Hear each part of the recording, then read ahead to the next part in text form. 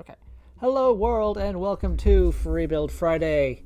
It may be Saturday in some parts of the world where you are, including where I'm at, but I wrote this stuff up, but I had meant to start Friday, so I'm calling it Friday regardless. Sue me. I'll be doing a regular Snap Together Saturday, on Saturday, hopefully, as well, so whatever. Anyway, I've been gone for 2 weeks, so I wanted to get this out of the way.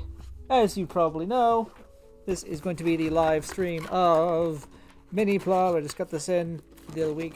Minipla! Boonboomger Robo! Gotta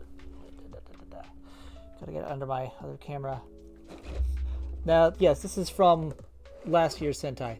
That just ended this past weekend. I skipped it because I was waiting to see if they would.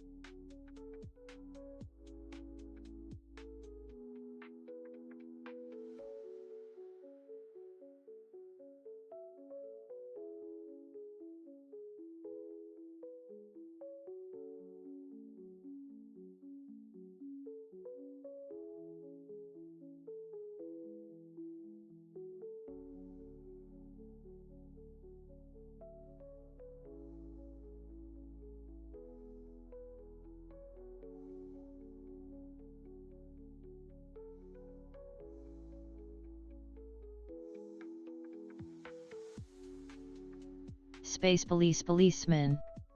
Nito.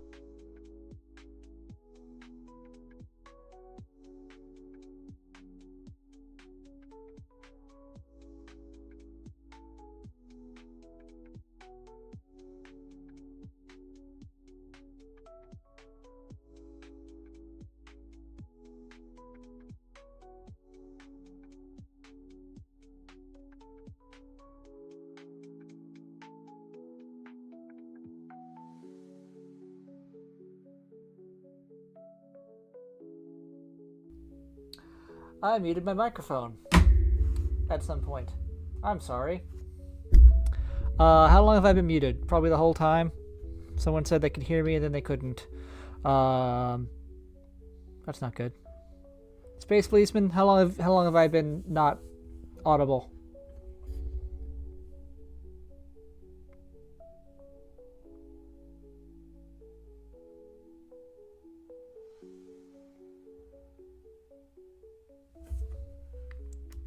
Is that what did it? Let me see something. Uh-huh. Probably keep off of that then. Well, I'll briefly redo my whole spiel there. You saw the box. I just did. Components are 1 through 4 are Boonboom trailer, which is this, which turns into Boondorio Boomderas, who is the assistant robot. He can combine with Boonboom Offroad, the blue car, and Boonboom Wagon, the pink car, to make Boonboomger Robo. And the set also comes with these little standees of the Boonboomgers. 6 boxes as usual, for standard for first Minipla. That's the important stuff. Space Police Policeman. Wait, those stickers? Those are standard? They come with the box set. I don't think they come with the individual ones.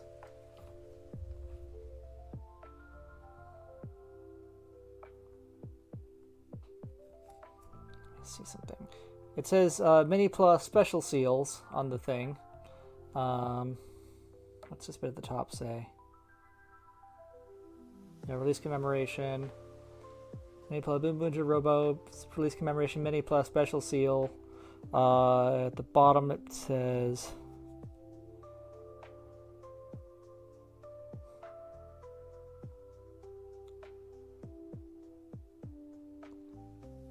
things one distributed in swords. So I guess they're the same as the ones in the... I guess they're just more foil. Let me take a look. We can do a comparison here with the stickers in this box.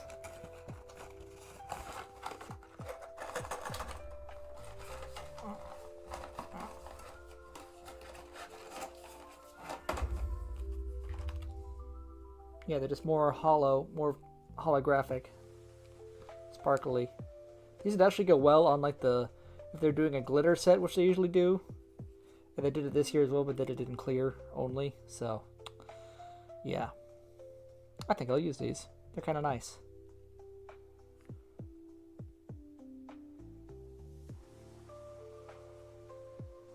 The face pieces.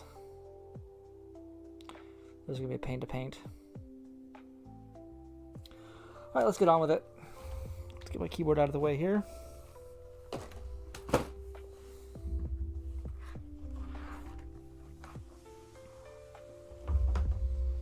It is a little bit messy behind the scenes, I apologize. A lot of stuff here. I don't need all this. I don't need all my tools, it's a Minipla. I don't need my knife.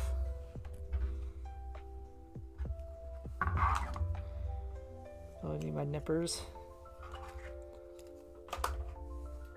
Might need the tweezers for the stickers, but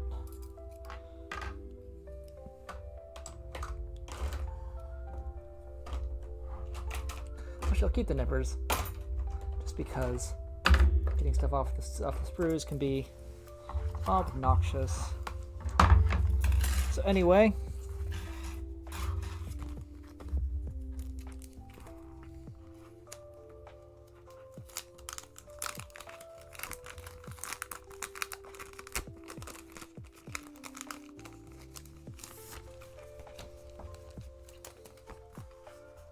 those are nice.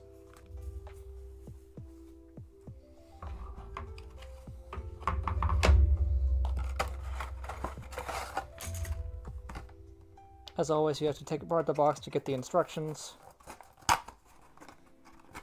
Or just probably self-explanatory. Well, maybe I don't want to say self-explanatory for this one. Some of them you can figure it out, some of them you can't. But I'm just not even gonna. So we got B, A, B, C, and D.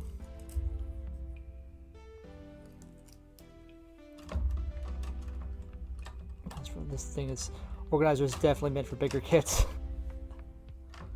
than a Minipla. It's borderline useless here. Get this out of the way. Get the markers out of the way. Glue out of the way.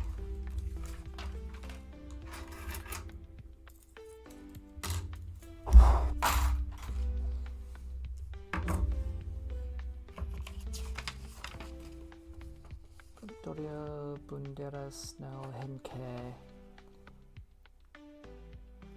Had to turn another Boondorio. And then had to turn the Boonboomger Robo. Add the things on the back.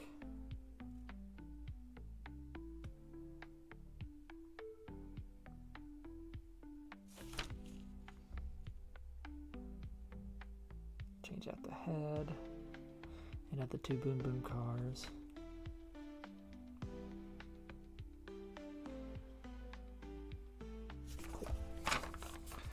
Save that for later. I don't need the organizer. Better off without it on this kind of a build. just going to get in the way. So here's our frames. A, B, C, and D. D, as you can see, is just the little standee for Boon Red.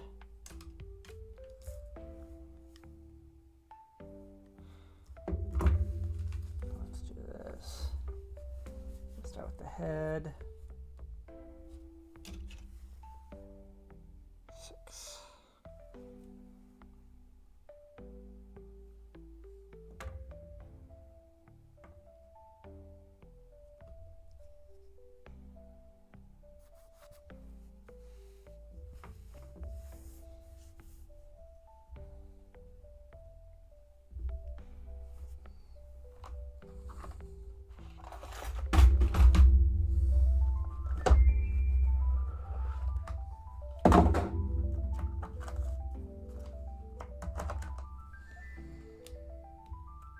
See how this looks.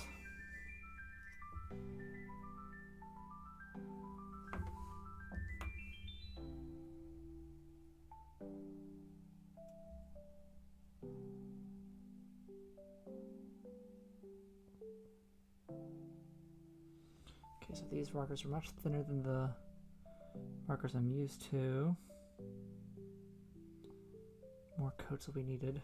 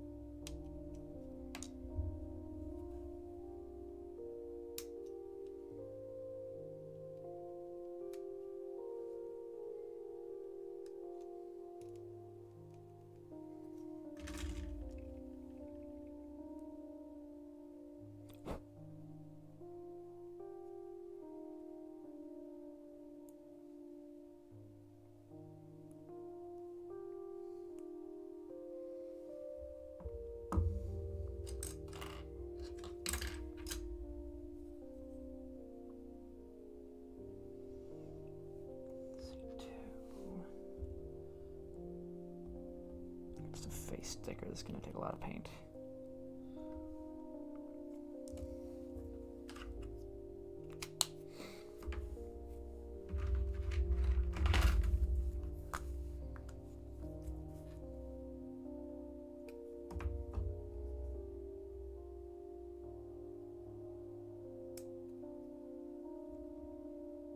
Because I hate this in Gunpla and I hate this in Minipla. I do not like using the face stickers. So we're going to try to paint this.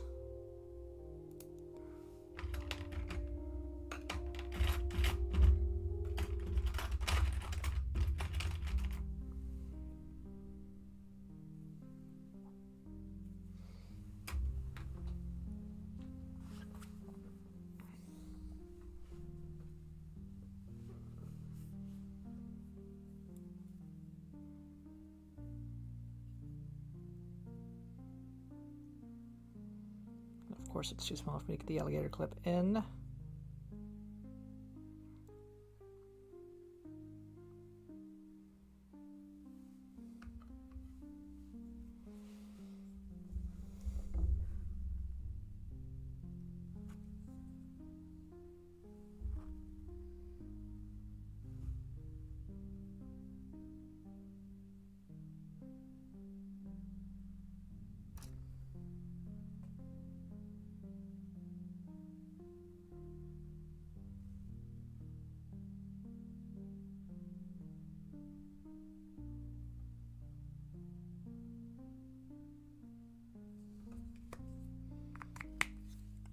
Eyes are blue.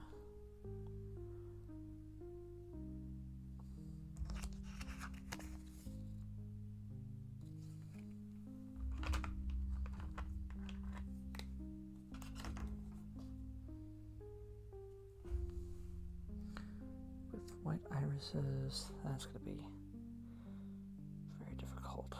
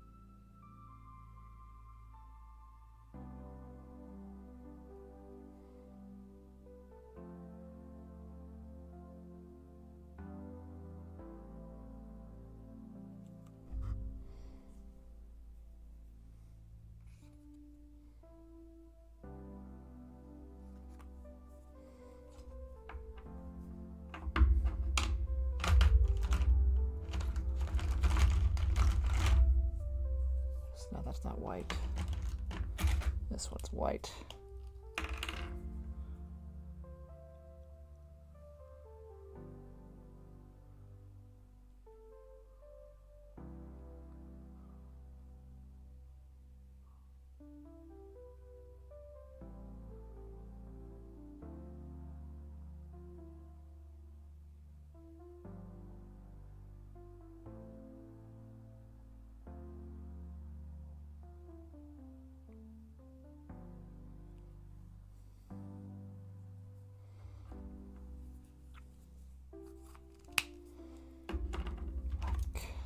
Top.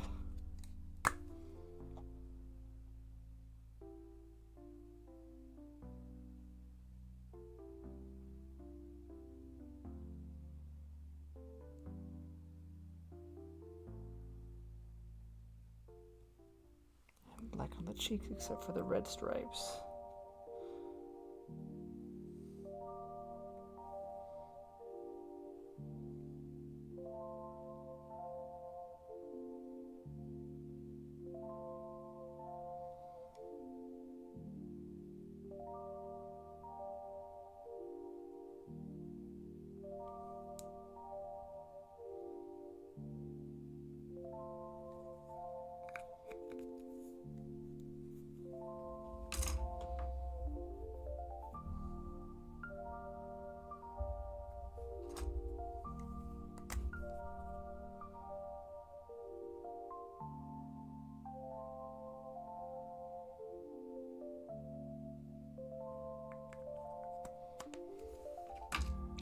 I can spruce it up a little bit later.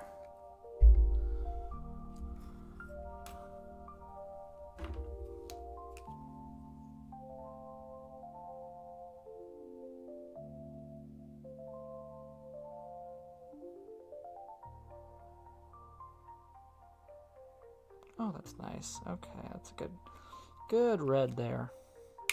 It's my first time trying these Ardex markers.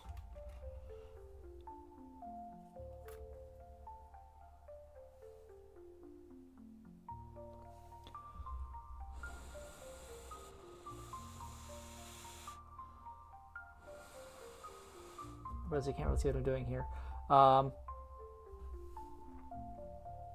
Painted up the face and the cheeks.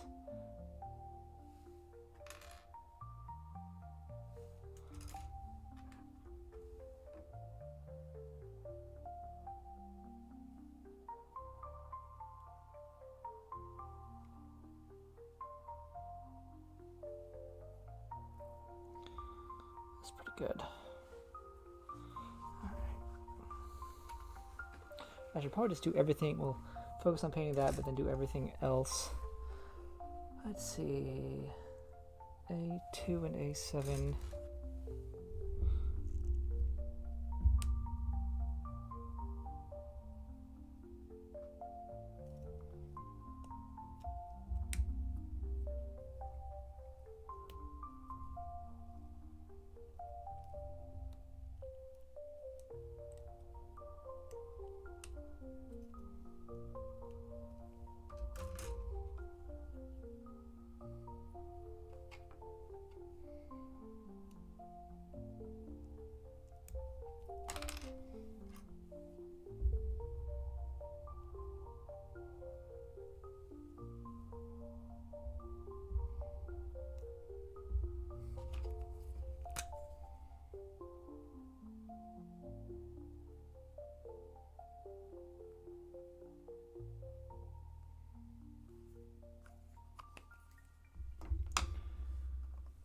That's these two.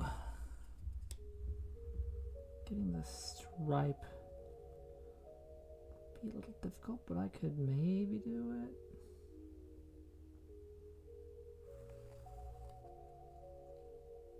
Where's it supposed to go? I need a visual here.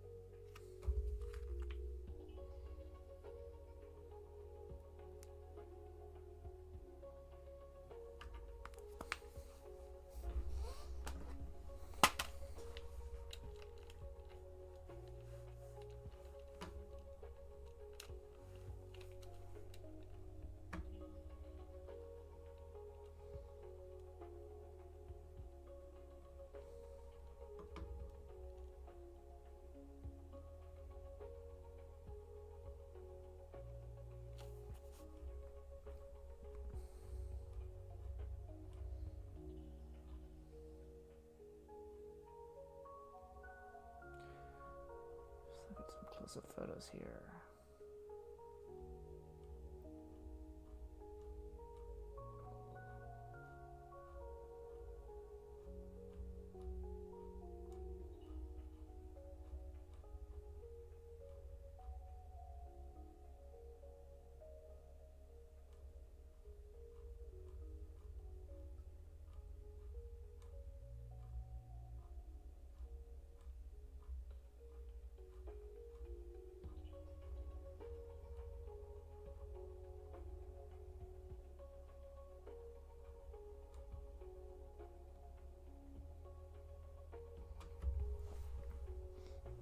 Oh, okay, right.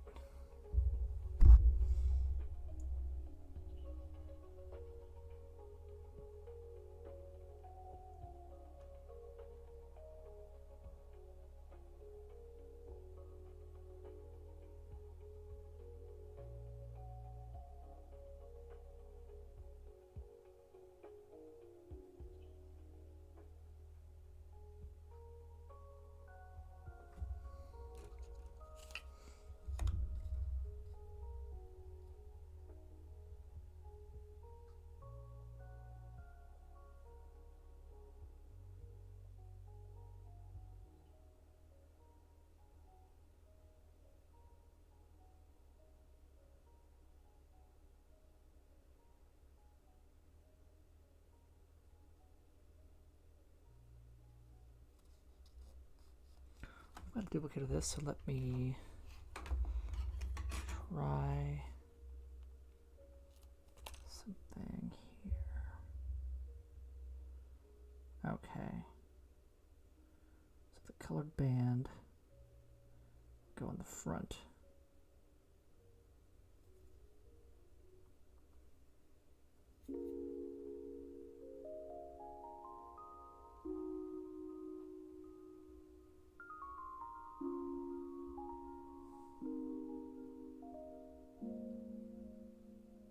Space police policeman equals oh cool.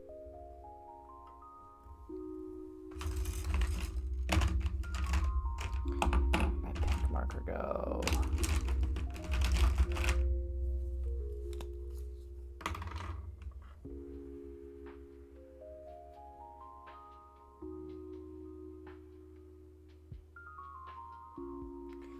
That's gonna be too light of a pink, I think.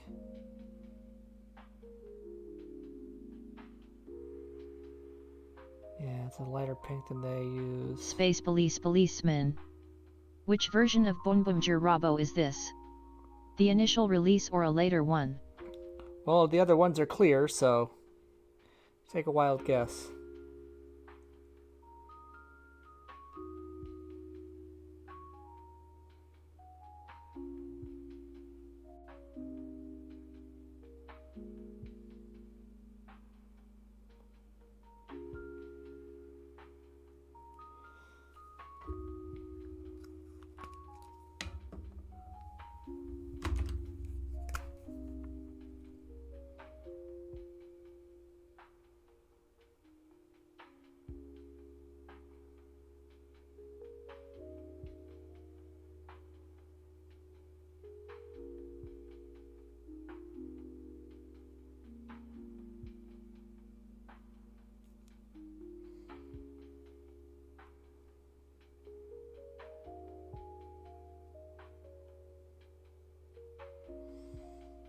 The sticker might be better for that.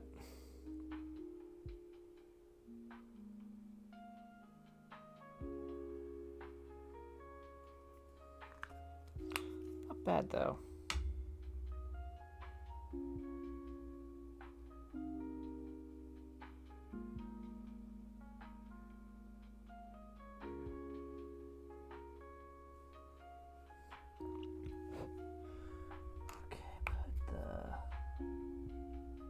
Tire on.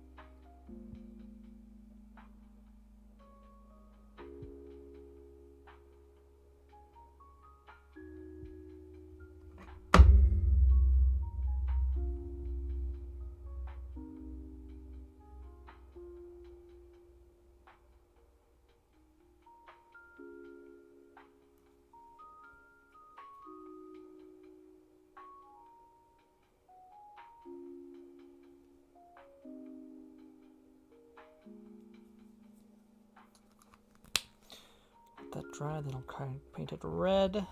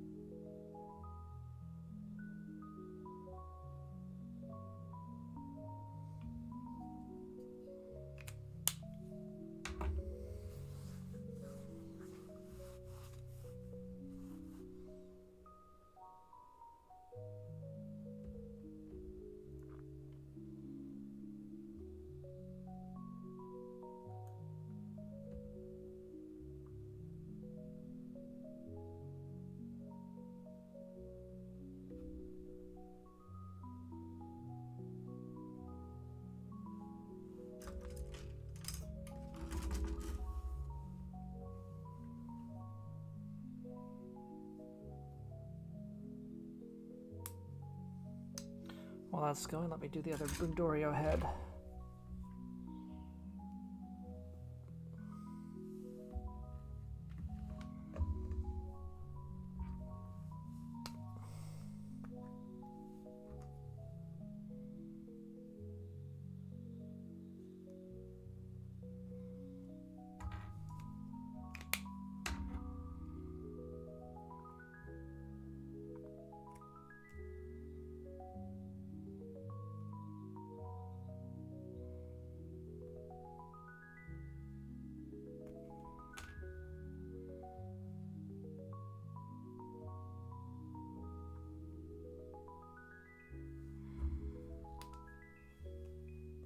Space Police Policeman.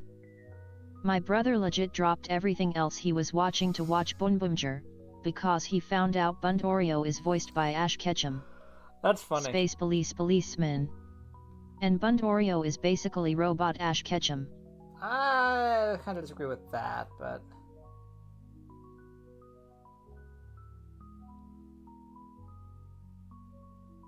It is funny that he's voiced by Ash, though. And obviously, guys got a, her, I think it's a her. The actress has other, does other stuff, but it's very... Space Police Policeman. He's a jaded Ash Ketchum, I admit.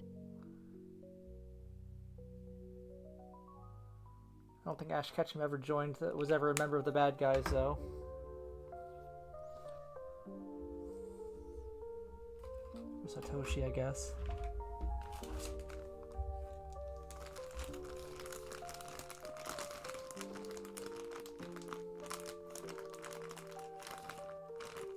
Don't remember Ash liking to make curry. Space Police Policeman. Shattered Glass Ash Ketchum. Yeah, sure. Why not?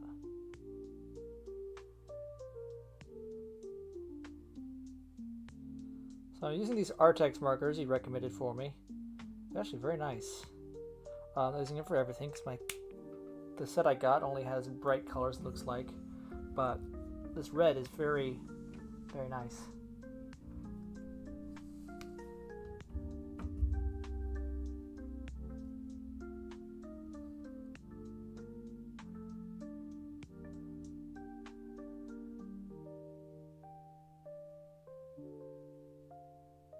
Space Police Policeman. Yeah, they go on thick, but I don't mind. That has not been my experience so far. The first coat was kind of thin, actually.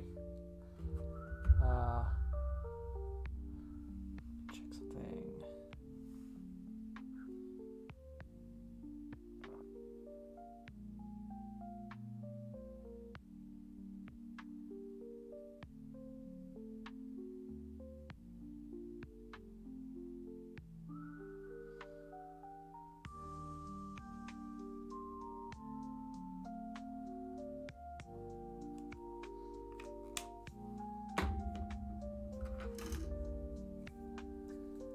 Space Police Policeman.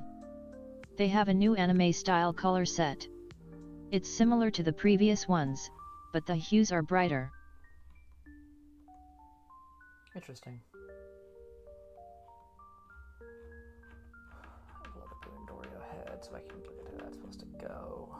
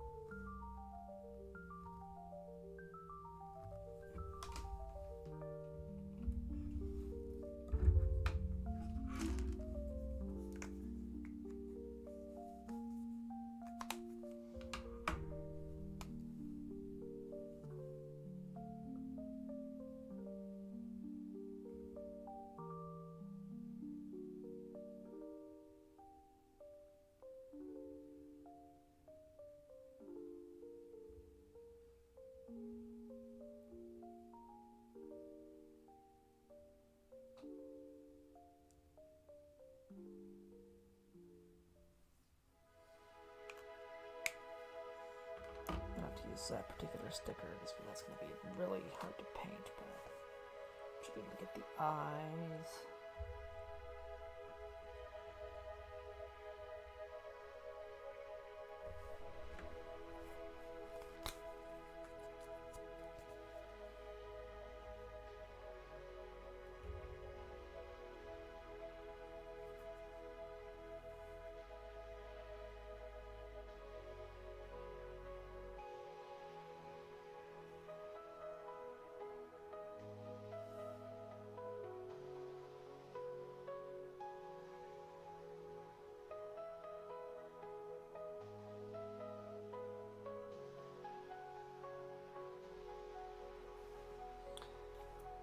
Painting Minipla faces is worse than painting Gundam faces. I tell you what. I'll tell you what. Alright, the whole thing needs to be white.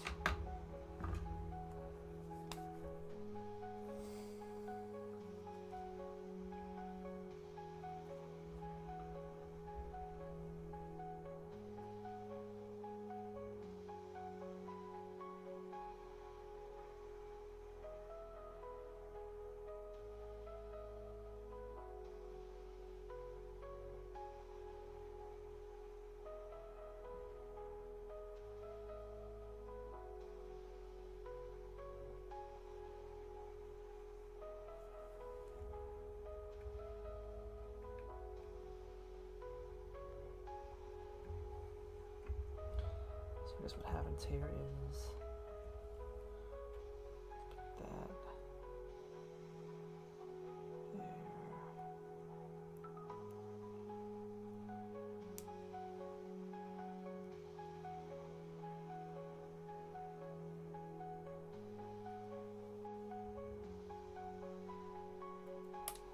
Shut. Where'd it go?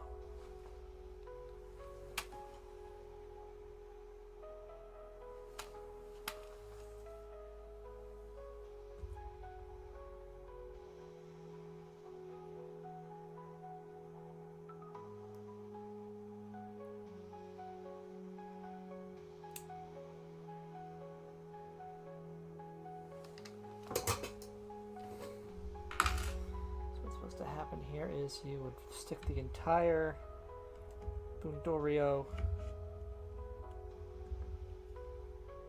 plate over the face like that. Okay. To make Boondorio's face. So we need a color match of that. That's pink.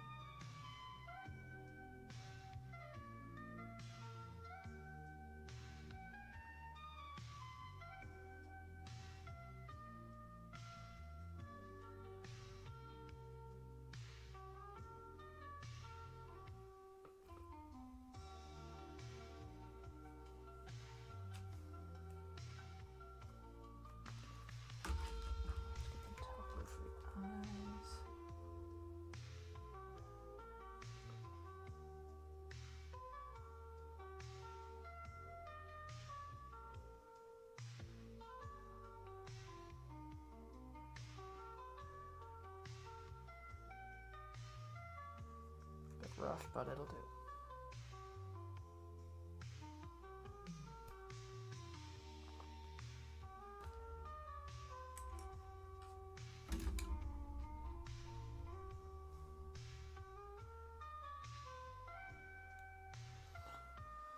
One Boonboomger Robo head, and please be 4 for the neck.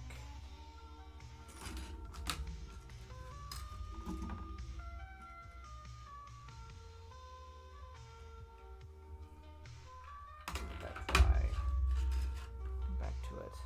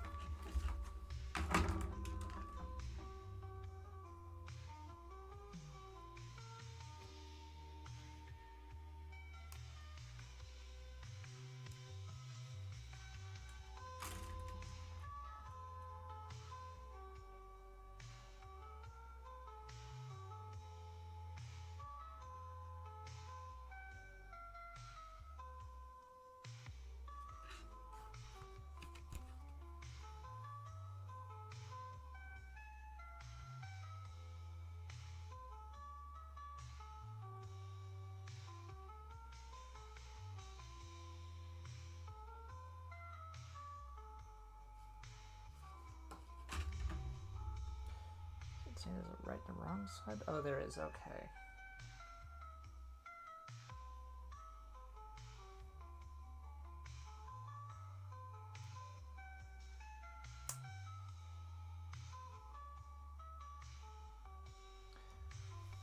Okay, 12.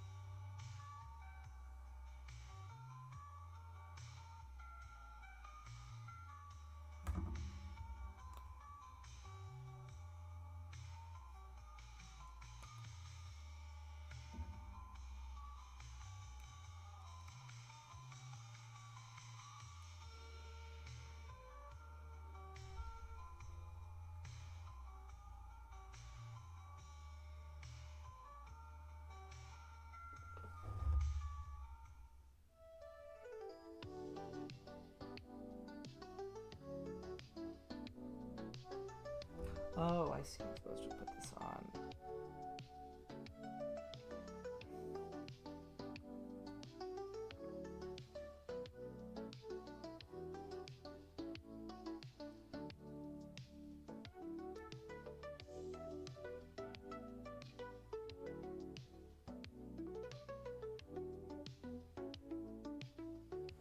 I see what it wants me to have done.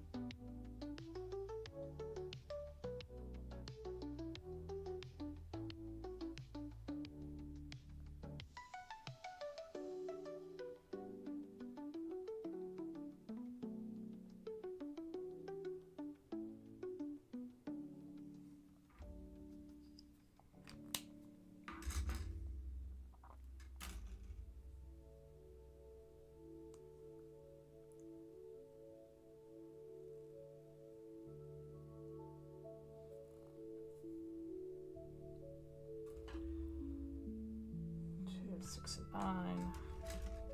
Come on and dream. Whoa, whoa, whoa, great mom.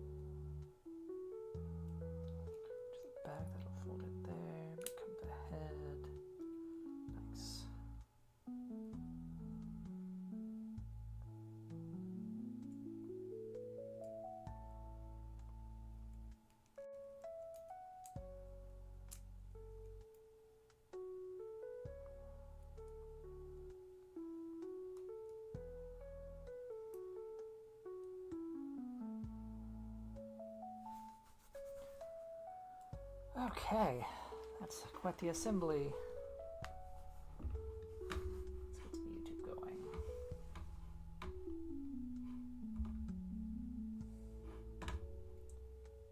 Oh, so Space Policeman. HasLab update. As of midnight tonight, Lyle Kaiser's at 4,957 backers. You know, obviously not counting any international ones or whatever that haven't been sent to Hasbro. So yeah, we're halfway there in a week, which is good. Still a little bit slower than Desaurus was, but still fine.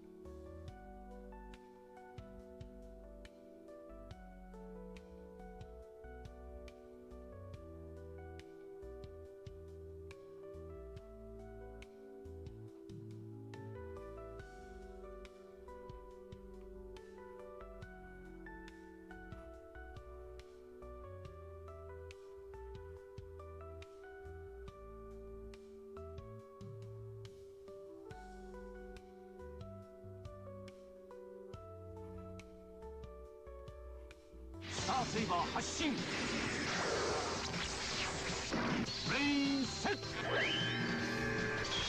イバーブレードが白を切る。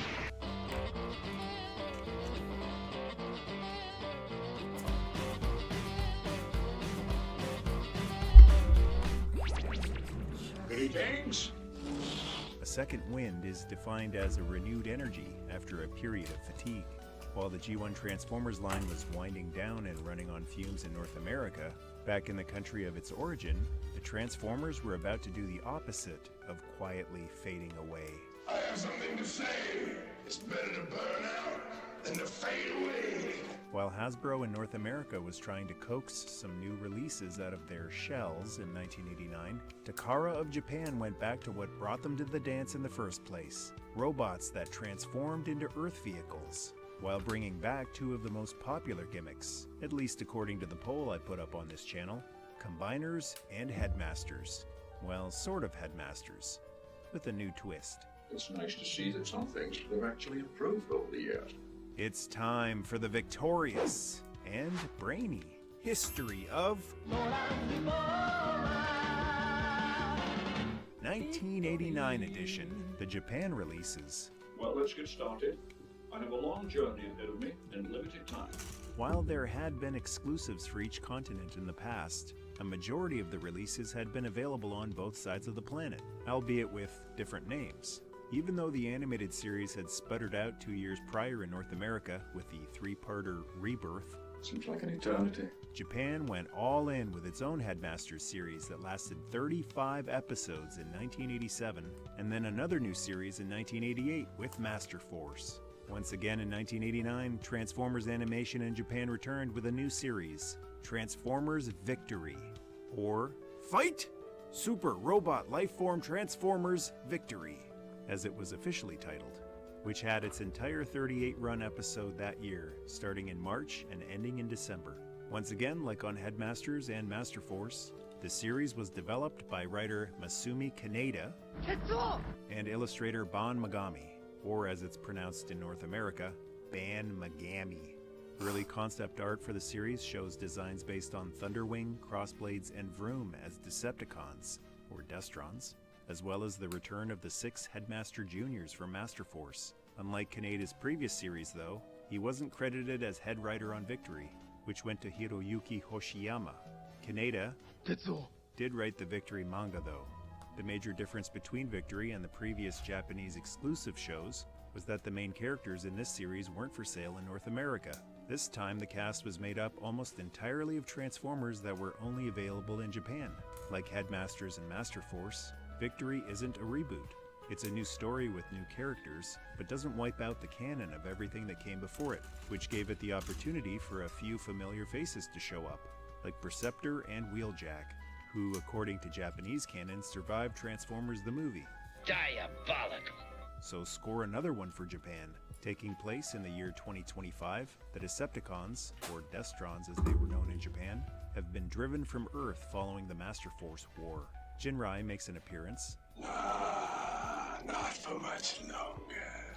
and passes the torch to the new Supreme Commander of the Autobots, or Cybertrons, as they are known in Japan, Star Saber, the new face of Transformers, who, like Jinrai, bears a striking resemblance to a previous face of the franchise, Optimus Prime, or Convoy in Japan.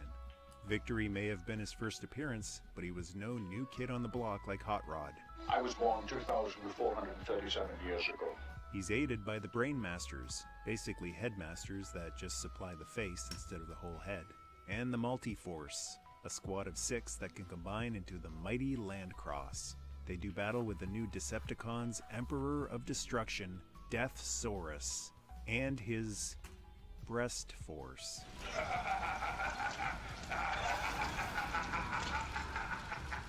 Named so due to the animal warriors they're partnered with that can transform into armor that can be stored on their breastplate, similar to how Soundwave and Blaster could eject tape minions from their chests.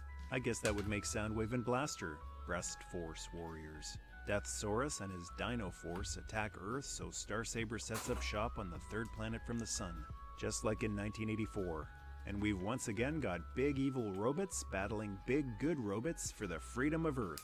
When the few who remain will battle to the last. Hey, if it ain't broke, don't subvert it. Breast Force eventually moves on to smaller pastures, much smaller, with the planet Micro, homeworld of the Micromasters, where they liberate their evil pal Guy Hawk, no relation to Metal Hawk. You know, I know the scriptures say, judge not lest ye be judged, but you know, I'm just going to come out and say it. This guy's a real jerk. Who combines with the rest of Breast Force to become Breastmaster. Just kidding. He's called Leo Kaiser, and hands Starsaber his first defeat in battle. God Jinrai arrives to turn the tide, and just like the previous big red truck, the cost is his life. Wounded in battle. Mortally so. He's remade into Victory Leo, and combines with Starsaber to form Victory Saber. And together they finally, definitively defeat Deathsaurus. Cleanse the earth from evil. Give it a fresh start.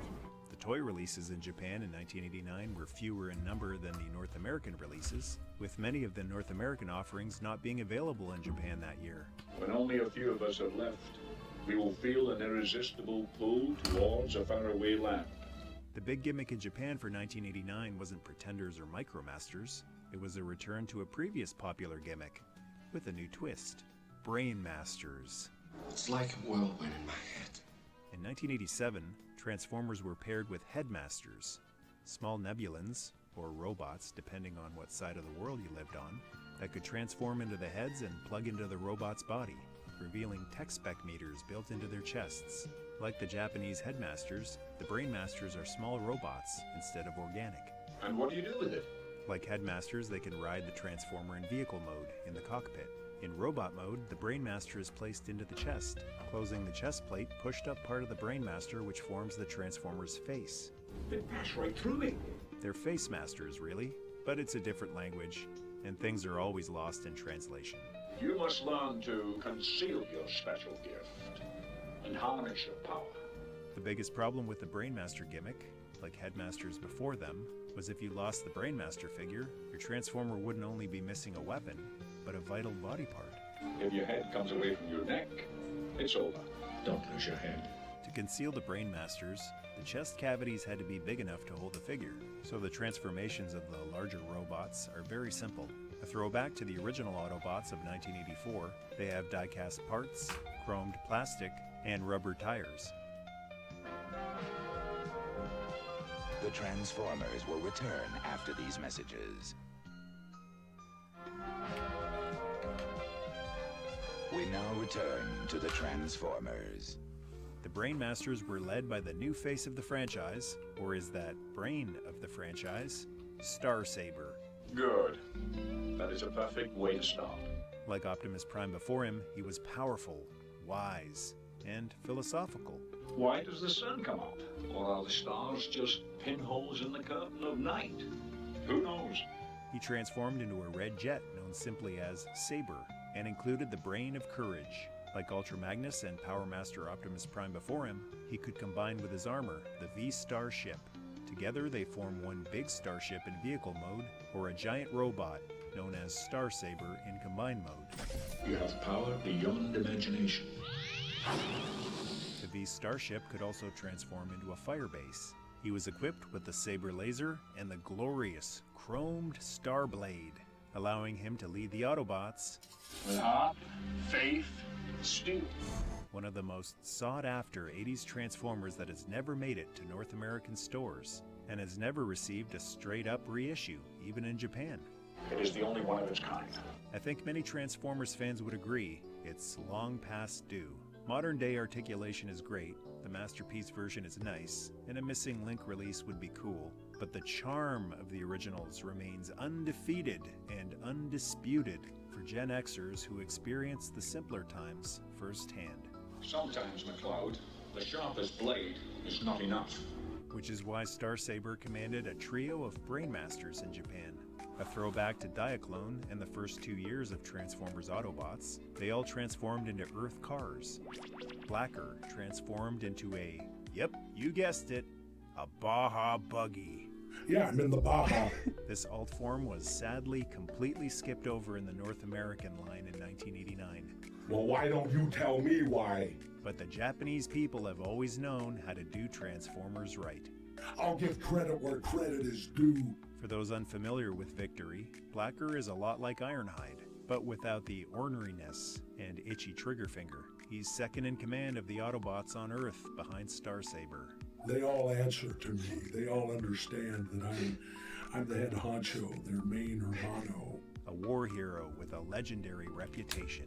I'm a Navy SEAL. I wrestled Bob Backlund for 45 minutes in the Philadelphia Spectrum. Tries to set a good example, but doesn't have the most delicate way of explaining things to those who lack his battle-earned scorch marks. You little pansy, you. TF Wiki describes him as, couldn't care less what others think of him, and he doesn't let their opinions impede him in his duties. He's simply been around too long and done too much. And you've never stepped in the arena of battle, armed only with a polar bear femur. To be concerned with the feedback of others who haven't lived a minute fraction of his life. I've been here for thousands of years. I've been a governor, a vampire, a piss truther, a wrestler. I'm eternal. I cross dimensions. He's partnered with the Brain of Strength, which, like the other Brain Masters, is made to look like a miniature version of their partner. Laster was another throwback to the glory days of Transformers, specifically 1984. Showtime. He transformed into a Lamborghini Countach, a yellow one at that. You can bet Sunstreaker wasn't pleased to hear that. Or maybe this is Sunstreaker. You don't want to know. Most likely not.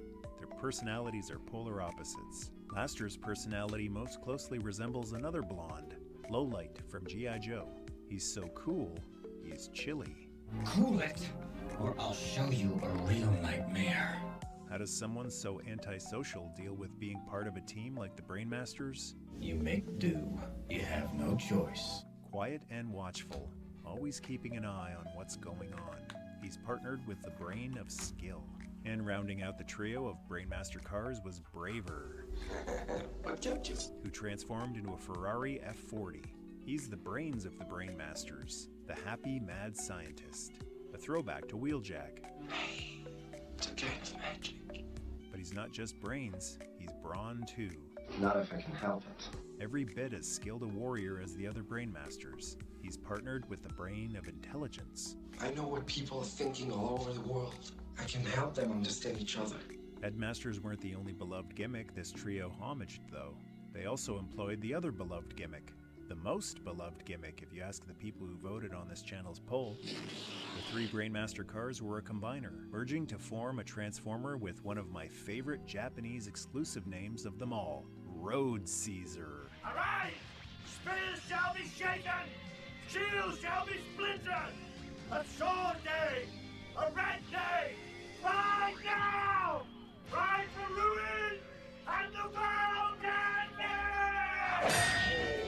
Who looks a little funky thanks to only being made up of 3 robots instead of 5 or 6 like typical combiner giants. Laster and Braver form the legs, and Blacker forms the thighs, arms, body, and head. Now, pendejo, shall we see what sort of swordsman you've become? Their 3 individual swords combine into the mighty Road Sword. Use it well, my friend. I love Japan. Unlike a lot of other combiner giants, Road Caesar is no dummy. He's a perfect blend of his 3 components: the strength of Blacker, the skill of Laster, and the intelligence of Braver. Perfect warrior. So he's like Computron, but less in his own head, and more of a sword-swinging warrior. Forth and fear no darkness! He was available in a 3-pack gift set in addition to the individually released Brainmasters. The Transformers will return after these messages. We now return to the Transformers. Multiforce was a group of 3 Autobots. No, 6? Not necessarily. Maybe 7, depending on your point of view. They were sold in 3 2-packs, and each 2-pack had individual robots that could transform into alt modes and combine with each other to form a larger robot. The team consisted of Wing, who transformed into a jet, who was partnered with Waver, who transformed into a hydrofoil, They could combine into Wing Waver, with a new head revealed when combined. Or you could flip who forms the upper body and who forms the lower to form Waver Wing, who also had a new head revealed for this form. Dash transformed into a red sports car and was partnered with Tacker, a half-track. They combined to form Dash Tacker, or Tacker Dash. And the final set of multi-force duos was made up of Mach, a space shuttle, and Tackle, a pickup truck. They formed Mach Tackle, or, you guessed it, Tackle Mach. All three, or six, of them combined to form Landcross. The more you hang around, the more you're gonna find out. Who was available as a gift set in addition to the multi-force 2-packs. Galaxy Shuttle is reminiscent of the 1985 deluxe Autobots that were designed by Takatoku Toys. He transformed into a space shuttle that was compatible with the US Micromaster rocket base's launch pad. You could fit a Micromaster in his cockpit and cargo bay in shuttle mode too. Like Omega Supreme and Skylynx, he's the method of interstellar travel for the Cybertrons. Stop your grinning and drop your linen. We're on express elevator to hell. Going down. It wasn't all brand new releases in Japan in 1989.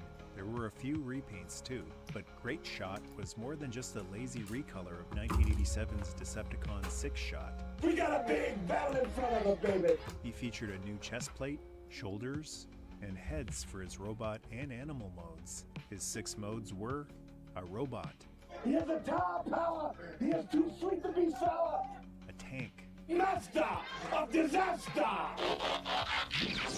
a spaceship, Don't fail me now. No, don't fail me now. a gun, It will be your downfall.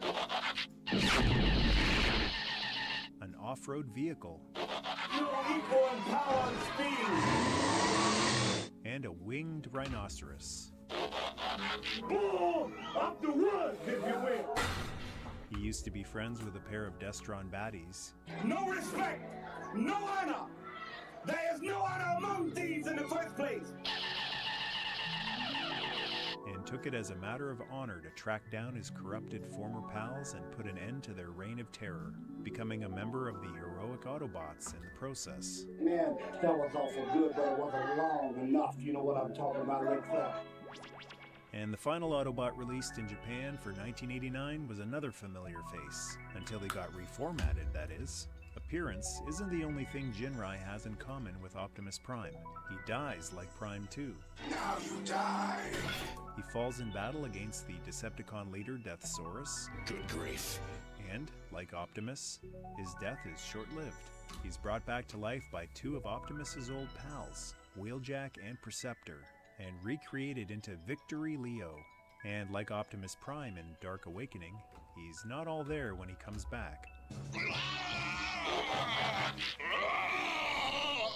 He's unbalanced and feral at first, but eventually becomes a big damn hero. Until all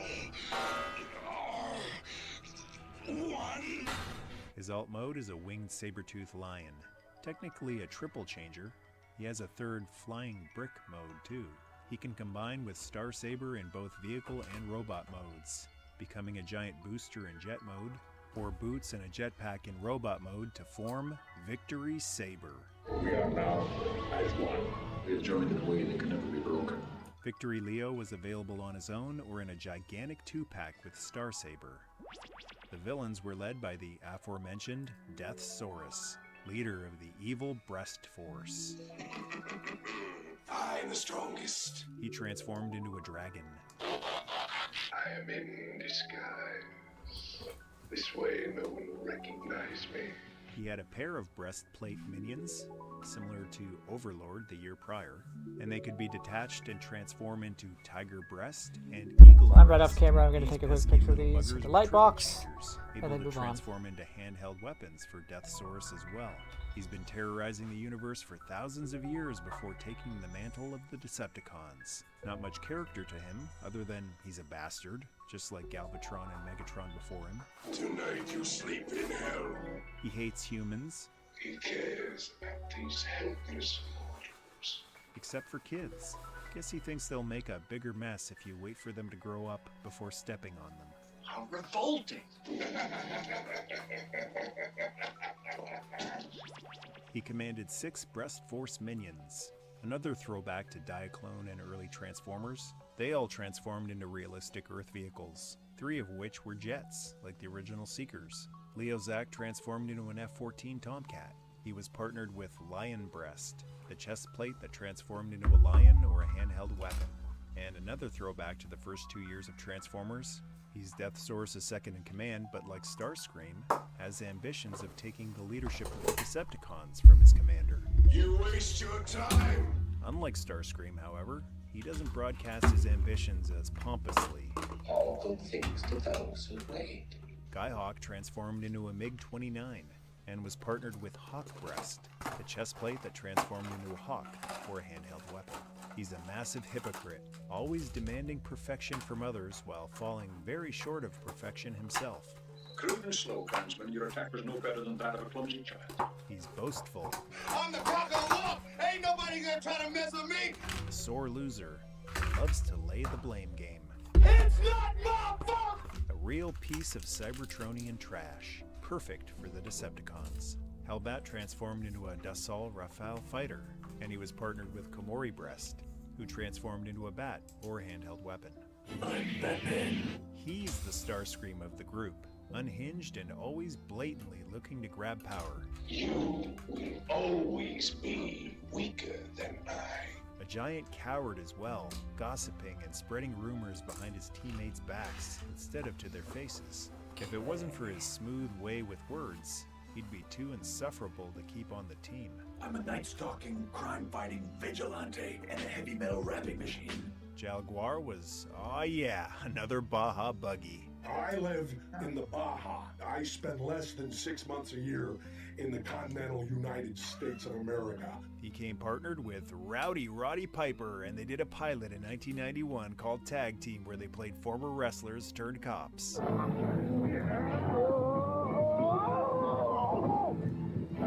No, he was actually paired with Jaguar Breast. And we went to Cambodia together. Who transformed into a jaguar and a weapon.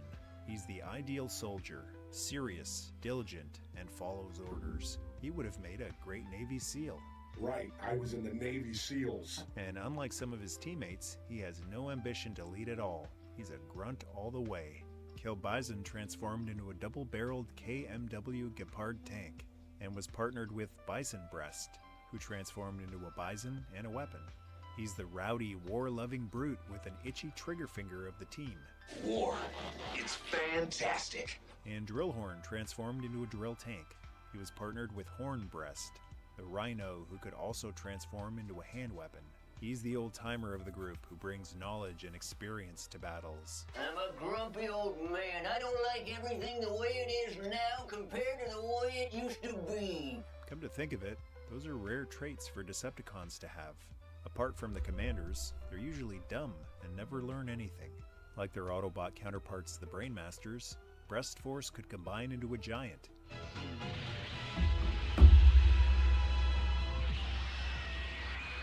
Lio Kaiser, who was available as a gift set as well. And because he was made up of 6 robots instead of only 3, he looked a little better proportioned than Road Caesar. Unlike most Decepticon combiners, Lio Kaiser is every bit as smart as he is powerful. The aristocratic pleasure of inflicting so much pain gives rise to so much passion, it is bordered on insane. The Transformers will return after these messages.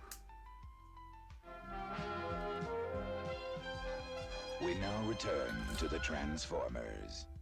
Filling out the ranks of the Decepticons in Japan in 1989 were some repaints of American releases from that year. That wasn't the first time you felt that sensation, was it? Dino Force was a recolor of the Monster Pretenders, and they included rubbery dinosaur pretender shells instead of the rubbery monster shells the US versions had. For amusement, they tossed children into pits with hungry dogs to fight for meat.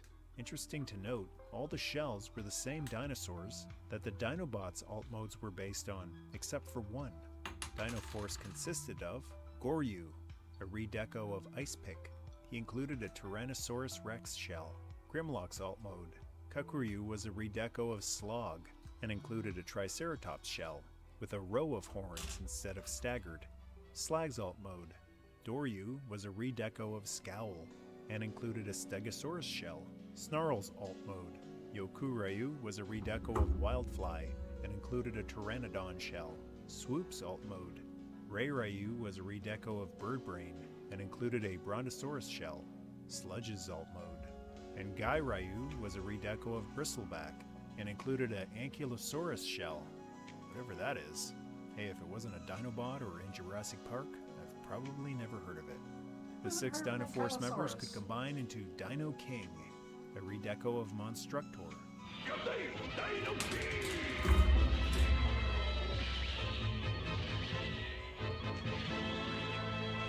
A big improvement he has over Monstructor, though, is the lack of brittle gold plastic, so more of these are intact today than G1 Monster Pretenders. They were all available individually or in a Dino King gift set. He's a typical big, dumb, crude combiner giant. You have the manners of a goat, and you smell like a dung heap. Although he's not that big, the individual Dinoforce members aren't much bigger than Micromasters. 2 of the Mega Pretenders made it over to Japan as Decepticons that year with major redecos and retooling. A pair of Brainmaster Busters, if you will. The brain busters are the fattest there is, and we'll show you. Black Shadow was a recolor of Thunderwing from the US 89 lineup. Like Thunderwing, the shell can transform into a jet and combine with the inner robot in jet mode. The shell was retooled to look more robotic than Thunderwing's shell did. He's a gangster and a mercenary. Like Double Dealer, his loyalties lie with the highest bidder. And he can't be trusted by the highest bidder because he'll turn on them the moment he gets an even higher offer. You see, our lifestyle dictates that we're a champion. It costs a lot. We depend on a lot of money. We spend a lot of money. His partner was Blue Bacchus, a retool and recolor of the Autobot Mega Pretender Crossblades from the US 89 releases. I want my money! I want my money! It's my money! Like Black Shadow, Blue Bacchus's shell was retooled to look more robotic. It could transform into a helicopter and combine with a smaller robot, which transformed into a dragster. And the final Pretenders to make their way across the Pacific were the Classic Pretenders. Like the Kmart releases, the shells were omitted. Starscream, Bumblebee, Grimlock, and Meister, which was Jazz's name in Japan, were released in a Hero Set 4-pack. Now for the last. And the final release in Japan in '89 was a mail-away. Thunder Arrow was the same Micromaster Jet Command Center that had been released in North America that year. In fact, it came in the same English box as well, just with some Japanese stickers on it. It cost 4 robot points and 3,000 yen. On the Victory Show, it served as Death Source's interstellar transportation. You ever played chicken?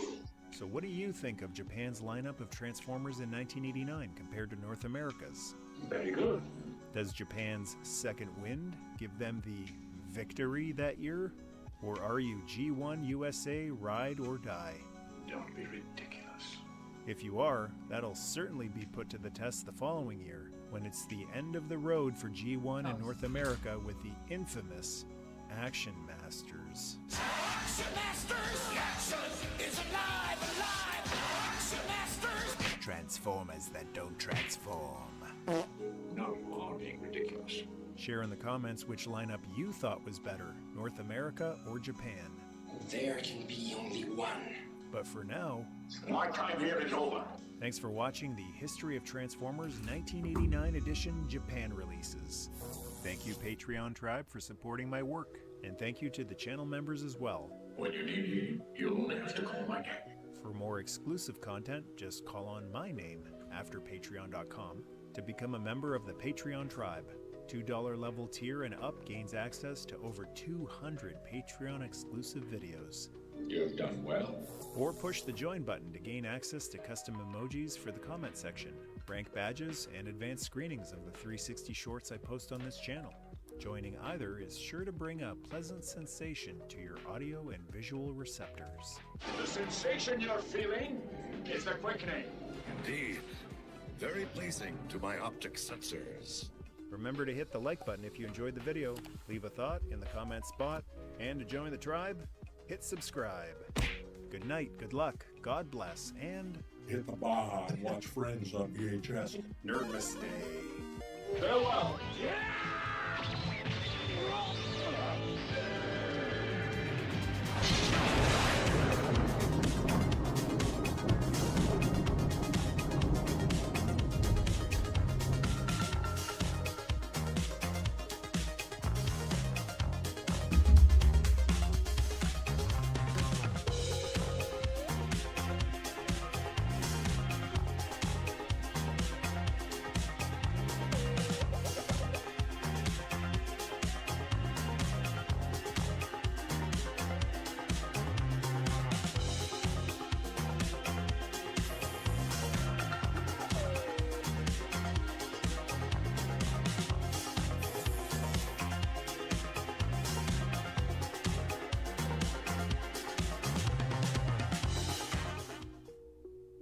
I've sort of brought Minnesota to the Baja. I call it Baja Soda. This is a video about bricks. Well, bricks and plates, and tiles and panels and slopes, and grills and pegs and legs. To put it another way, this video is about Legos, many of which are bricks, and some of which, I recently learned, are babies. I also learned that Lego sets, like this RV one I made my writer build for educational purposes, are beholden to tons of design and engineering rules that dictate how you, the user, are allowed to put the pieces together. So come along as we look into how Lego sets get designed, some of the building techniques they will never ever use, and why every Lego set gets put in an oven before they send it to market. A Lego set begins its life as an idea, or more accurately, as a price point. The Lego design team is divided into themes. Think Star Wars, City, Braille Bricks, so on. And twice a year, each theme gets a number of sets to design and price points those sets should retail for when they drop. Generally, one designer gets assigned to each set and decides where, to put it simply, all the bricks will go. Later, others will take up writing the instructions, graphic designing stickers and/or packaging, creating any new pieces or elements unique to the set, etc.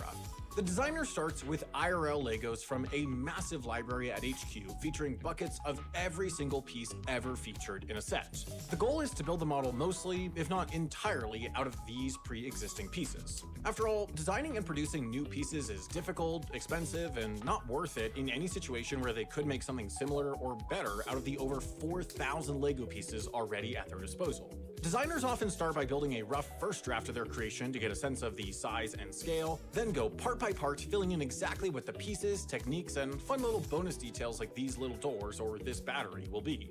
But why start from real pieces? Don't they have CAD in Denmark? Well, yes, but if you build with simulated Legos, you won't get a sense of how weight, stability, or how much of a pain it is to put something together are affecting the final model or your experience building it. A digital version usually only gets made once the designer has built a model they're happy with, mostly so that, and this is true, if a prototype model falls off a table or something, it doesn't become the Library of Alexandria. They can just fix it up.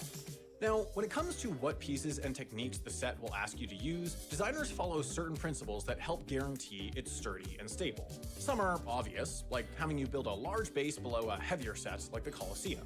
Another obvious one is brick staggering.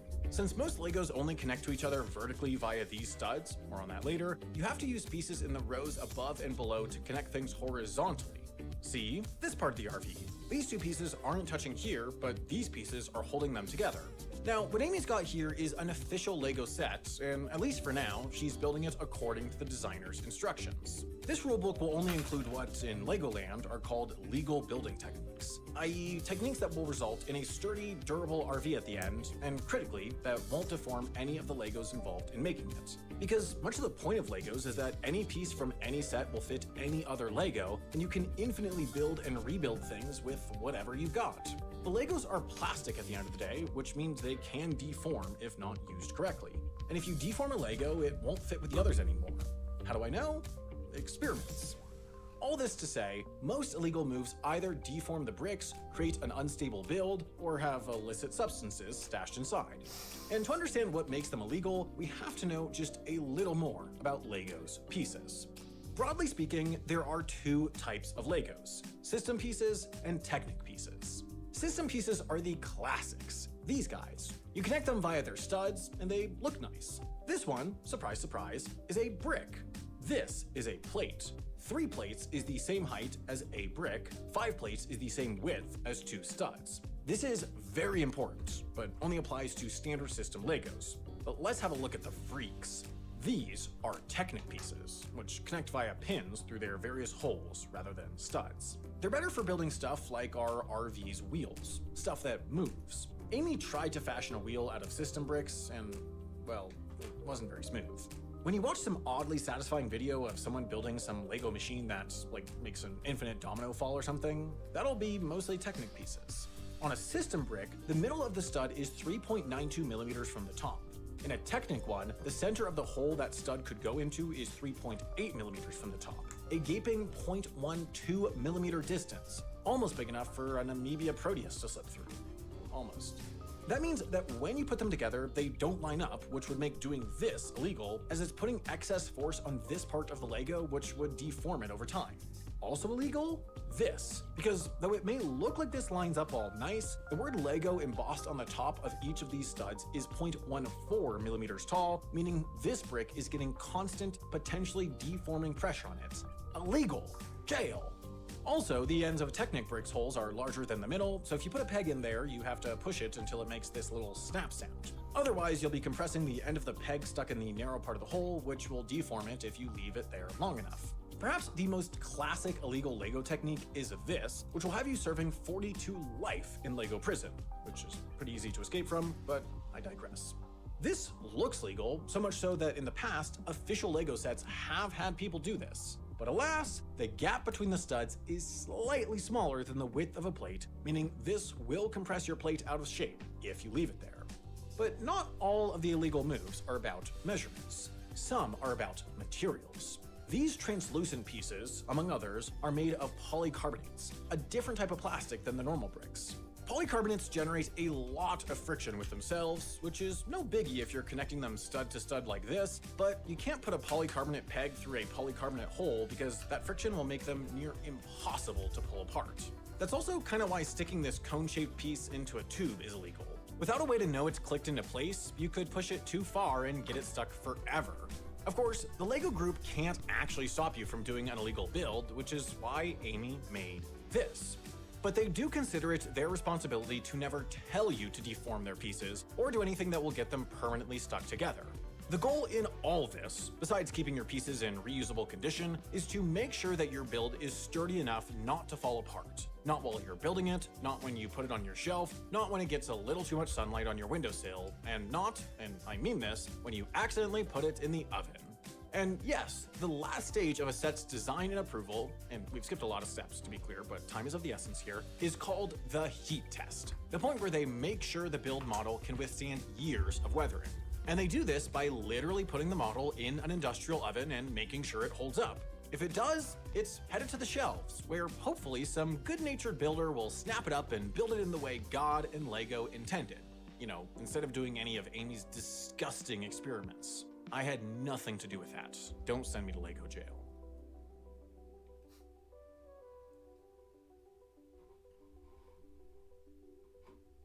In life, a lot of the time we don't get things right the first time. Take my channel.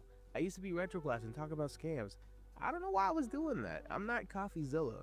And it may take some time, but after you realize the path you're going on isn't for you, most people tend to, well, we could say reboot in a sense. And man, Zoids might be the king of reboots, and a lot of these reboots you may not even know about. With the lore stretching from giant robot animals, mechanical dinosaurs, war spanning generations, and sometimes none of that even matters. When I tell you Zoids had a little bit of everything, I mean that in the literal sense. So why isn't Zoids talked about in the same breath as Gundam or Transformers? Why did it explode onto the scene only to quietly fade to obscurity? Well, unfortunately, the answer isn't that simple, but it is a wild ride, one that involves ambitious storytelling, corporate misfires, and a fan base that refused to let go. So let's dig into Zoid, its rise, its fall, and why it might still have a fighting chance nowadays. So I'm Remy, and I just want to know, has anyone checked on Zoids? And if not, let's.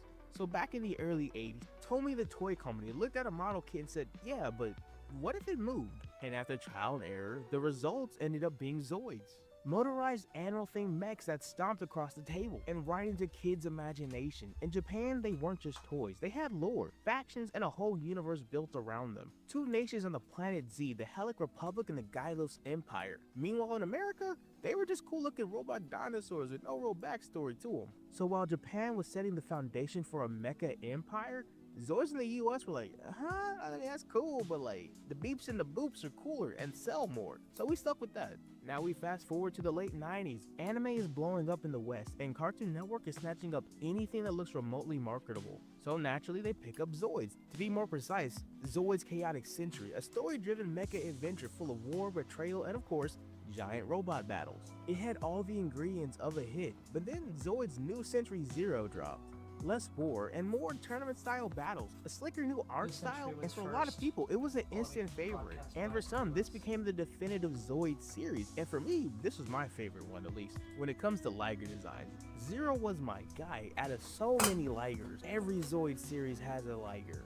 Maybe that's their Pikachu, I guess, was a Liger Zoid, which is cool, but just like, I'm not sure if Liger was the most marketable mascot for a franchise.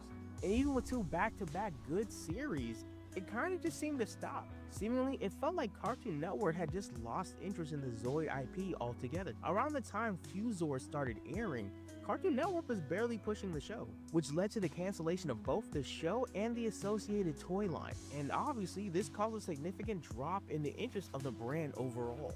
Because of this, it was very apparent that Zoids never got the long-term foothold it needed in the US. Which honestly surprises me because the concept of this season seems really interesting. Zoids would fuse and make cool mechanical hybrids, which on paper seems like a slam dunk. But hey, you know, life doesn't always work out like that. Sometimes a great concept just has poor execution.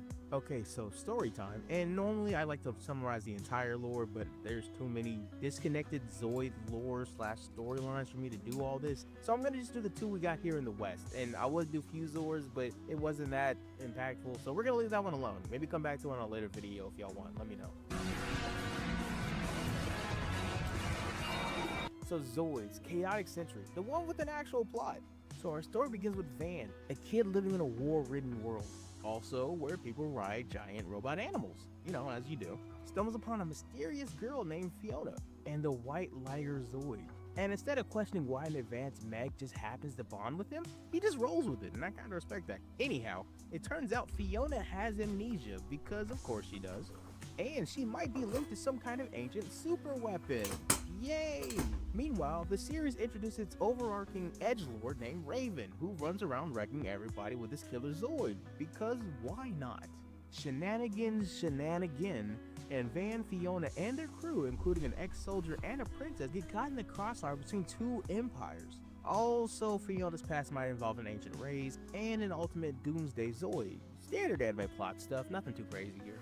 As the plot thickens, Van keeps leveling up his pilot skills while Raven keeps showing up to bully him honestly, with betrayal, secret weapons, and a whole lot of the true power of Zoid speeches. And eventually, Fiona's memory finally comes back, revealing that she's connected to some ancient tech stuff that could either save or destroy the world, no in between there. Van inevitably has his ultimate showdown with Raven, who finally chills out a bit. The big bad gets defeated, the war ends, sort of, and the Zoids are saved. Hooray! Now let's never speak of this plot again, because the next series is completely different, which I gotta admit makes me up on the rewatch for this video. For the life of me, I thought Zoids Chaotic Century and Zoids New Century Zero were connected by more than just the namesake. Turns out they weren't. So forget the war, forget the empire. Now Zoids are just pro wrestlers with giant robots. Apparently this new change in direction was brought upon by the arrival of the new juggernaut of media, the Mouse. No, not the American Mouse, the fun Japanese one. You know, in hindsight, it's kind of scary how two mice run media. Is it mouse? Mices? Regardless. Our story starts off with Big Cloud, a junk dealer, not a drug one, who radiates main character energy. He stumbles upon Liger Zero and somehow ends up piloting him. And I'm using piloting pretty loosely at the beginning because honestly, Liger Zero was having none of him. He was just not trying to deal with that. Eventually, Cloud gets picked up by the Blitz team, a pro Zoid battling team, and he ends up in the big leagues. Unlike Van, who had to fight every day of his life to survive, Ben was living the dream. He was fighting in tournaments, earning cash, and roasting his teammates. Bit's life was amazing compared to Van's, and Liger Zero kept getting cool armor upgrades for different matches because, you know, toys. That being said, Bit's life wasn't completely rainbows and sunshine. There was a little bit of pushback every once in a while, especially from this group called the Backdraft, aka what if Team Rocket had Zoids and was actually pretty competent. They didn't play by the rules and wanted to control the strongest Zoid, and naturally, Bit and the Blitz team kept ruining their plans, you know, as you do as a protagonist, and by the end of the show, Bit faces off against Vega. Oh, who's Vega, you ask? He's a literal child controlling the strongest Zoid ever, Berserk Fury. They have a dramatic final battle. Liger Zero pulls off a crazy comeback, you know, because protagonist, and Bit wins the championship. Then he immediately dips from the scene like an athlete retiring after one good season. No deep lore, no war, just cool fights, explosions, Bit Cloud talking too much noise. Just a fun time all around, honestly. So final thoughts, Chaotic Century, the underrated war movie, the What If Gundam, but with robot animals and actual war crimes. That's the Chaotic Century. And then we have Van, who wanted adventure, Fiona wanted her memories, Raven wanted the smoke with everyone, deep lore, check, big emotional stakes, check, the love it deserves, sadly I cannot check that box. It was serious, dramatic, and ambitious. Unfortunately, maybe it's just a bit too ambitious for kids looking for cool fights. And as for New Century, it was the ultimate hype machines. What if Zoids, but make it an esport? And by esport, I mean make it Electronic Animals, or EA. So I guess you could say it's in the game. I'm not proud of that. Anyway, Big Cloud. okay. Big Cloud was less a chosen one, more like a dude who lucked out with the best Zoid in the game. Liger Zero was the real main character. He got DLC armor before that was even a thing. No deep story, no crazy warlord, just high speed, high energy, maximum cool factor. That was New Century Zero. The big takeaway? Chaotic Century was Zoid's series with the brain. New Century Zero had the bronze. One had deep lore, the other had sick battles. Unfortunately though, neither had the marketing power to make Zoid the next big thing. But even years later, both series proved one thing. Robot animals throwing hands will always be cool. And as for the rest of the Zoid franchise shows, they weren't so lucky. Zoid's Genesis is one in particular. It is regarded to having some of the best storytelling in the franchise, but good luck trying to find an official English release. We also have Zoid's Wild. We'll get back to that one later. Okay, Genesis. so fun stuff done. It was new, Let's it was talk being about fan the subbed. I merch. only got a few While the episodes in, anime didn't struggled quite overseas, Zoids had one do thing it for me at the consistent. time. That was the model kits. They never stopped. Even when new shows weren't airing, Tomy kept cranking out kits, and in 2006 they took it up a notch. The high-end master models, or the HMM line, turned Zoids into a premium collectibles, keeping their hardcore fan base alive. Gundam had their Gunpla, Zoids had these. And all I gotta say is y'all better hope I never make real YouTuber money, because I'm finna wild out on these. Look at these things. I feel like I'm looking at some master grade Gunpla model kits. They're so sick. Hands down, Zoid has some of the coolest designs in mecha history. So why isn't there a bigger toy empire? No action figures, barely any crossover merch, just model kits. Compare that to his competition like Gundam, which had everything from figures, shirts, to literal theme cafes. Zoids could have been a merchandising powerhouse, but it never really quite took off. Zoids needed to make a big play, and Tomy knew that. So they tried again. Zoids Wild launched in 2018 with a brand new, unique anime and toy line. This time clearly targeted at a younger demographic. It had energy, flashy designs, and a very sick looking Liger design. But for any long-term fans, this was completely new territory and most likely not what you wanted the new direction for Zoids to head. And even more importantly, it didn't land what kids like Tomy had hoped. And so the revival fizzled out instead of, reigniting the brand. But on a cool side note, Zoids Wild did have a Switch video game. That's in English, so it's pretty cool, and it's less than $20 USD at the time of this recording. So, maybe cop it if you have a Zoid itch you want to scratch. And speaking of video games, Zoids didn't just exist in plastic and in anime. There were a handful of video games too, from the GBA titles to obscure Japanese-only releases. They had potential, but unfortunately these games never hit the mainstream the way Gundam games did, or Transformers games even. Some were solid, others, let's just say we don't need to focus on them too much. Instead, let's look at these cool Metabot Zoids crossover units. Don't these look super cool? And if crossovers aren't your thing, Zoids also has a digital TCG game you can play right now called Zoids Wild Arena. A friend of mine tried to put me on the game a while back, but it never really clicked for me. But hey, you might find your next TCG obsession right there. Regardless though, While the franchise had a foot in the gaming world, it never fully capitalized on it. And at this point, it was clear to everyone that Zoids was always fighting an uphill battle. It never had a constant identity. Sometimes it was deep war dramas, other times it was fun anime battles. It didn't have a media giant like Bandai backing up Gundam or Hasbro backing up Transformers. Zoids was on its own out here, and every time it seemed like it was gaining momentum, something would pull the rug from under it. And that something just always happened to be a franchise with people fighting in giant war mechas, with people called new types and universal centuries. Every time it felt like. Fair or not, Zoids was always going to be compared to Gundam and living in its shadow. Both had warring factions, deep lore, and incredible mecha design, but Gundam had consistency. Gundam always knew what it was. Zoids kept reinventing itself, for better or for worse. So, while Gundam became a generational icon, Zoids remained niche. Despite its struggle, Zoid did leave a mark. Ask any fan, they'll tell you about Liger Zero, the first fighting Van's journey in Chaotic Century. It wasn't just cool robots, it had heart. And in a way, it still sticks with people today. So, a little peek behind the curtain, right? On the Metabots video, which, once again, biggest video on my channel, it's gathered the most comments, likes, and all the other informational stuff. One of the most requested shows off of that was Zoids, and I look at almost every comment or respond to a lot of them. If you've been here for a while, you've probably seen me respond to your comment before.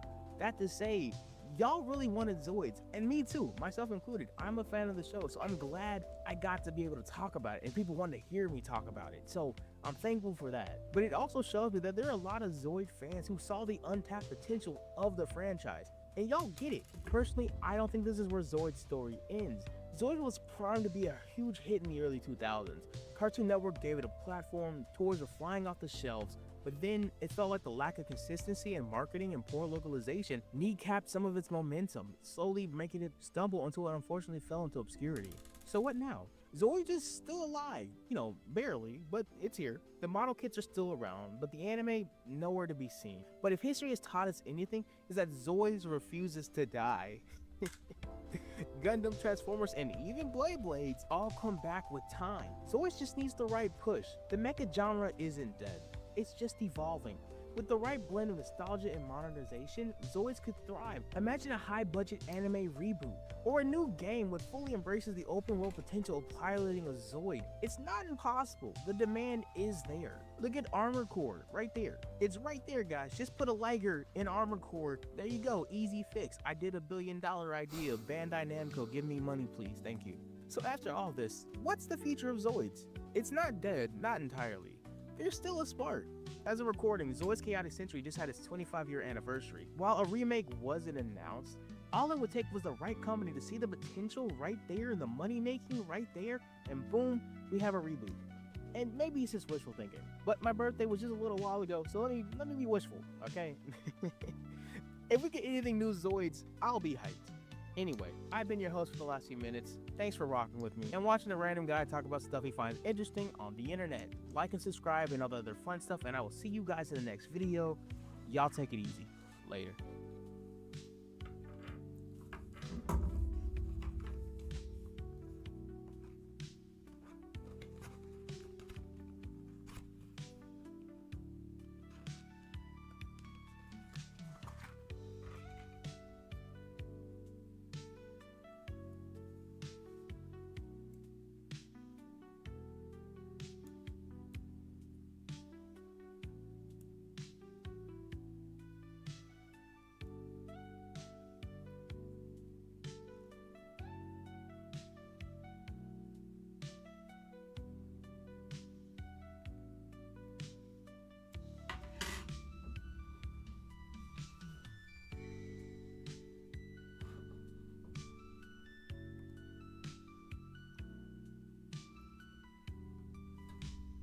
I'ma cut to the chase. Metabots might just be the most slept on gem of the early 2000s. Sure, we all know Pokemon and Digimon, they both ran the playground. But Metabots? Metabots! It was the scrappy underdog with customizable robots and surprisingly deep lore. And then, it vanished. But why did that happen? What happened to the franchise that gave us iconic robot duels, intense video games, and a theme song that was such a banger? Like, it had no right to go that hard for a Saturday morning cartoon, but it decided it wanted problems and it gave us a banger. Like, come on now.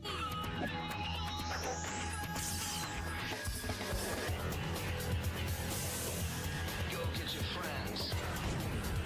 And not only did it give us a banger, it gave us one of the coolest MCs you'll ever see on a Saturday morning cartoon. And before you ask, I'm not talking about Icky. Icky was cool, but he was not Metabee. Metabee had that dog in him, and more precisely, I mean, he had a metal bug, metal thing. Doesn't matter. Metabee was that guy. And by the end of this video, my glazing aside, you'll understand why I think Metabots is such a slept-on gem of the early 2000s, and what potentially went wrong, and if Metabots is quietly plotting a comeback. So, I'm Remy, and I just want to know, has anyone checked out our Metabots? If not, let's. But before we get into the fall, let's talk about the rise.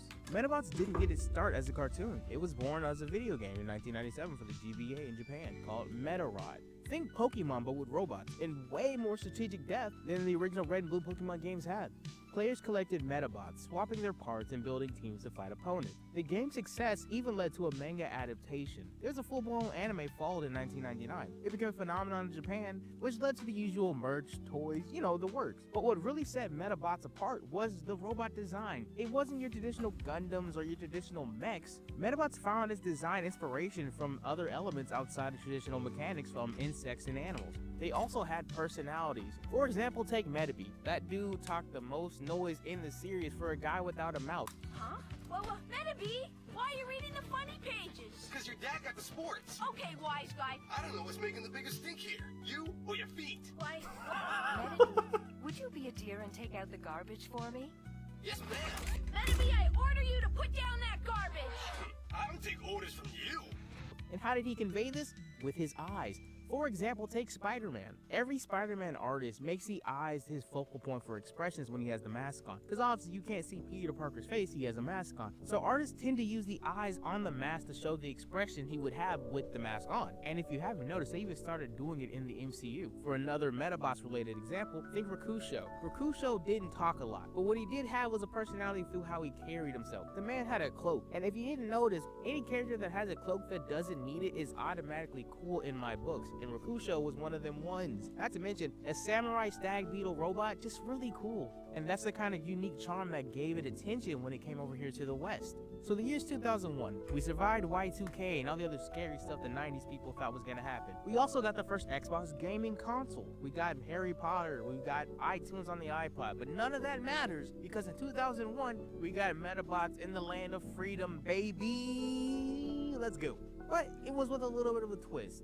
Instead of just dubbing it like we normally do with anime from across the sea in the early 2000s, the team behind the dub decided to revamp it entirely. The anime was heavily localized, adding jokes and changing the tone to appeal to a more Western audience. And after these changes, it landed on Fox. What the heck was that? The road battles on Fox Kids. With shows airing with it like Digimon and Pokemon. So it was right up there with the powerhouse of Saturday morning cartoons. And the revamp was a success. Kids loved the battles of quirky robots and the underdog story of Icky and Metabee. So everything worked out. Worked out really well. Maybe a little bit too well, honestly. Also, just side note real fast. Just a quick little tangent. So I need you to walk with me real fast. Take off your suspicion of disbelief. And I need you to really think about what those Metabots were. They were walking, talking guns and swords. And they were just giving them to kids to play with on the school ground like that was normal. Also, the robots could teleport. Like, they could summon the robots from wherever they were, and they would just appear for a battle. Like, who was funding this? This had to be like some super rich tech company that was funneling trillions of dollars into this children's game. I want to say card game, but it's not even a card game. At least Kaiba played the game. Kaiba couldn't afford Metabots. Metabots make Kaiba look poor. Like, it's so crazy. Okay, thank you for going on my tangent. I just wanted to get that off my chest real fast because it was just like, while doing research, it's like, how do they even think this is financially stable as a career path? And speaking of career paths, who was paying for the referee? That referee was the only consistent adult that had any interest in these kids using thinking, sentient guns and swords. And he was elite. I love the referee. That man had his job down tight, and I know he was doing it for the love of the game, but still, who was paying this man's bills? Okay, suspension of disbelief back on.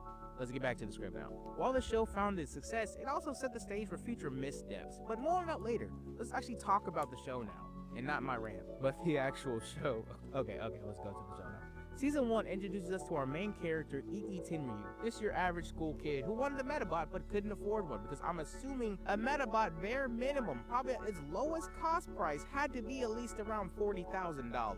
Because, like, there's no way those things were cheap. I'm sorry. They're living, thinking, sentient robots. They had to at least been a minivan price. Not to mention maintenance. You gotta refill your bullets and missiles somewhere. Who's gonna pop? Like, there's so many questions I have but won't get answered, and I'm just nitpicking at this point. Anyway, Iki's out of luck, because thankfully his parents are responsible and will not buy this child a living, thinking weapon that's also probably around $60,000 to $80,000. But unfortunately, they did not know they gave birth to an MC, and the universe said he needed to have a Metabot, so he got a Metabot. Luckily, the Metabot was Metabee, and Metabee, as I said earlier, got that dog in him. And Iki, Iki got lucky with that one. So let's talk about the two leads of the shows. We have Iki, voiced by Samantha Reynolds, and Metabee was voiced by Joseph Motiki. And what made Iki and Metabee's relationship so interesting as leads of this show is, unlike most Creature Collector shows back in the early 2000s, this show could genuinely function with either of them being the leads or not. Comparatively, let's talk about Pokemon. Pokemon would not really work without Ash and Pikachu's dynamic to some extent. Obviously, the show would still be a success, but you need the mascot. Pikachu by himself could probably not carry the anime if I had to guess. Same with Digimon. As much as I love Digimon, the Digidestined definitely need the Digimon. The Digimon would not work as a show lead, is what I think personally. As much as I love Agumon, I don't know if he has enough carrying power / personality to be a show lead and run a show by himself. As much as you like to say you want the Agumon show, could you really spend 24 minutes watching a guy say, Pepper Breath and Agumon love Digivolve? And it's like, that's cool, but like, it's not really fun to watch for more than like 15 minutes maybe. And that's why I think Metabee and Iki were such a great dynamic for the show. And that's why I think seeing them go back and forth and being friends, haters, best friends, all that other fun human levels of dynamic was such an interesting thing. Metabee's metal must be defective. You ask if I'm happy with him, well, I'd have to say no. Traitor! Wait till I get out of this debt! Then again, Metabee is all I have right now. Please release him. I need him. I need his help. I really can't do this without you, Metabee. Please? And that's why I think it resonated with so many people in the early 2000s. They may not have known it back then as children, but they probably saw a little something different from just Pikachu used Thunderbolt. And Pikachu, I know how you're feeling, even if you can't say it, because you said Pika Pika with a different inflection this time. Yes, me understand you said human boy Ash. Thank you, Pika Pika. You see how that kind of would get tired really fast? And I feel like on certain levels, we all kind of understood that. And that's why Metabots stood out to us. And don't get me wrong, I'm so glad my boy Ash finally got his championship thing and he got to retire. He earned it. He's been putting in days over 10 years. That boy Ash has been 10 years for 20 years making it work. Respect to my boy Ash. But Metabee was different. Iki was different. And that's why I think the show resonated with so many people, even when we were kids. The show was animated by B-Train. They were responsible for animating the first 2 seasons of the Metabots anime, while Production IG animated the sequel series Metabot Spirits. A lot of people don't know about that one actually. Personally, if I didn't know any better, I would have thought this was animated by Studio Trigger. They have a similar art style, which is really interesting to see. So let's summarize season 1 real fast. It didn't exist After yet. Iggy gets Metabee from Henry, a series of hijinks happens. They beat some bad guys, they do some cool things. Tournament happens here and there, blah, blah, blah, blah. A secret plot involving the metals happens, and Henry shows up in a mask and beats up people. It's interesting. Think Yu-Gi-Oh! Levels of drama with robots instead of children's card games. Think of children playing with guns. Man, this is just like, I gotta stop thinking about the logistics of this and just have fun. Just have fun. Remy, stop thinking too hard. Okay, the show makes humor, heart, and action, keeping kids glued to their screens every Saturday morning. It was everything we wanted as kids: adventures, comedy, and robots blowing each other up. Super fun time. I also have season 1 and season 2 on DVD. Like, I own the physical copy, so it's like, I was a big fan of the show. If you somehow couldn't tell by now, I don't know how you wouldn't. As for season 2, they doubled down on the stakes. The road battles got bigger, the plot got darker, even the characters even grew. We also saw the Robo Rubber Gang, and the villainous team that somehow was less threatening and hilarious. Like a worse Team Rocket, but less heart, I guess. Well, maybe more heart, depends on who you ask. And by the end of the season, things were kind of ramping up a lot. The show had shifted.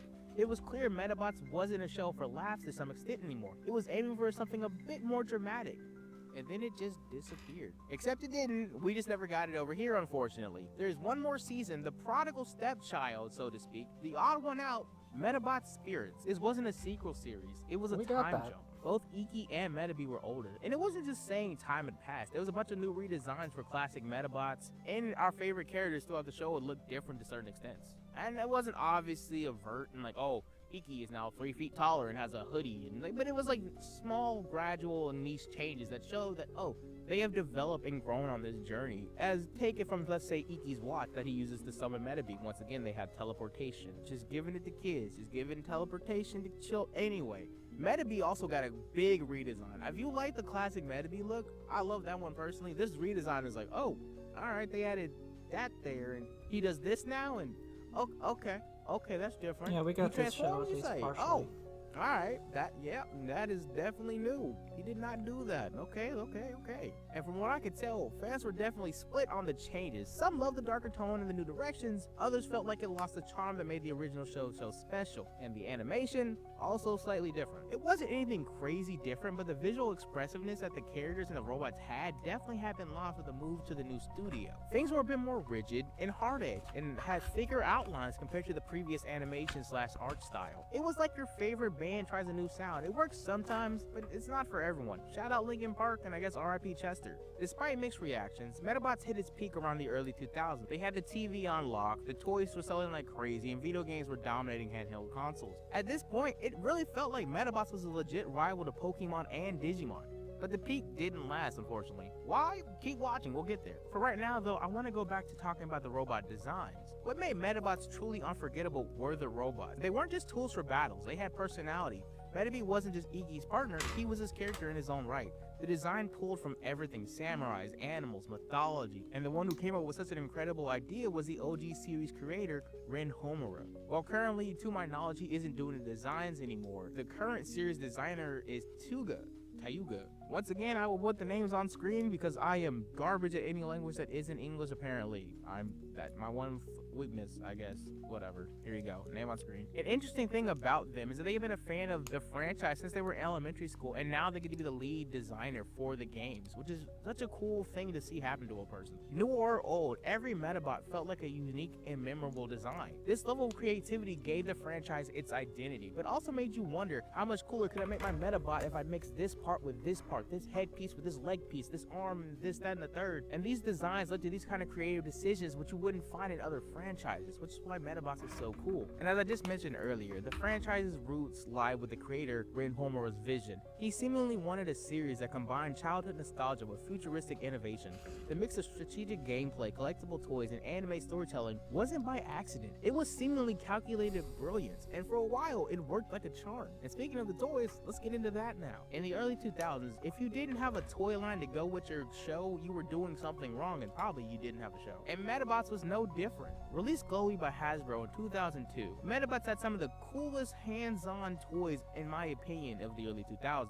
They weren't just action figures, they were fully customizable, just like how the Metabots were in the show. You want Metabee's horns but on Rokusho's blade arm? You got it, put them together, no problem. The toys encouraged creativity and gave the fans the chance to recreate their favorite road battles or just make up their own. The designs were faithful to the anime down to the tiniest bolt and screw. And for those who love the challenge, which I don't know why you would as a kid, but there were model kits that required assembly, so making it a hobby that was the ones I found. Like, so if you're an adult broke now, his maybe leg. go look that up. Maybe on eBay or something, I don't know. Treat yourself. There are even some special edition collectible Metabots out there. I believe there was a special Chrome Metabee that was released as part of like a premium collection back in the day. So they just had everything locked down when it came to the toys of Metabots. Well, until they didn't, unfortunately. Sadly, the franchise itself, the toys, faded from the shelves and interest definitely waned. But if you were lucky enough to have one as a kid, you probably remember them as some of the coolest robot toys ever made. And nowadays, with 3D printing being such a huge thing, you could definitely make your own. And I don't know why Bandai couldn't just pump out more with Hasbro. Please, like, let me scratch this itch. Let me buy a Metabee toy, bro. I really kind of need one. Please, thank you, Hasbro, Bandai, please. And if using your imagination with the toys wasn't enough, there was actual video games too. If you really wanted to see your bots bash and fight, Metabots had you covered like they always do. As for the video games, they were kind of the franchise's backbone. The original Metarot games on the GBA were huge in Japan. Titles like Metabots AX were a huge hit in the West. Just, once again, never look at Metacritic, dog. Metacritic will take the joy from your life. While Metacritic may not look favorably on Metabots AX, I believe it is a 10 out of 10 game because it is the perfect long car ride game and you have nothing to do. Just make sure you turn the volume down because, as you all know, parents cannot drive and hear things at the same time. It's just how it works. Son, I can't see the turn off because your volume's too loud. I can't see and drive. You're distracting me. He's like, all right, man, you got it. I'll turn it down. I don't want no problems back here in the backseat. And if you thought it stopped at AX, the fun part is they never stopped making games in Japan. They even have a mobile game called Metabots S currently, and it's going strong. While it is unfortunately a gacha game, it's kept the customizable spirits of Metabots alive, so that's something at least. And the game is pretty popular over there. It's done crossovers with Digimon, Mega Man Battle Network, and even Zoids, surprisingly. Anybody remember Zoids? that might be a video in the future. We'll get back to that. So why hasn't this game come to the West? Well, your guess is as good as mine. While doing research, the most common answer I'm finding is that the powers that be are quote-unquote looking for the right time, saying it's currently not the right time. And I don't like that answer, to be honest, but nothing I can do. I'm just a small YouTuber, right? So why did Metabots fade in the West anyway? Personally, I think it was a combination of oversaturation, the competition being a bit too fierce, and a failure to adapt. Like, honestly, coming out the same time as Pokemon was almost a death sentence for anything at that time period. It's just rough. Pokemon was just an unstoppable juggernaut. Still is. It was just one of those situations like when you see an avalanche coming at you, what do? Do you try to run from it? Like, you can't run from an avalanche. You're just not going to realistically do that. And that's what Metabots did. It just couldn't run from the avalanche of Pikachu. And as for the games, like I just mentioned, they stopped coming to the West, unfortunately, cutting off a whole fan base and just potential revenue. Obviously, they probably thought it wouldn't be worth the effort of translating it and all the other stuff, but still, they just cut off that market entirely. And while doing research, I've seen clamorings about revival series or new video games and this, that, and the third about the series coming back to the West. And while that's a bit optimistic, and obviously I would love it, I think at most people just kind of want to see if they get the mobile game first. Like, let's start small, then eventually hope for an animated series. But realistically, if we couldn't get the mobile game, the odds of us getting a whole new animated series or anything else is very slim pickings. Still, even without the fancy video games and toys, the series still left its mark. It inspired countless fans and influences that could be felt throughout other mediums. Metabots was a product of its time, but its ideas, the customization, the strategy, and the humor still resonate today.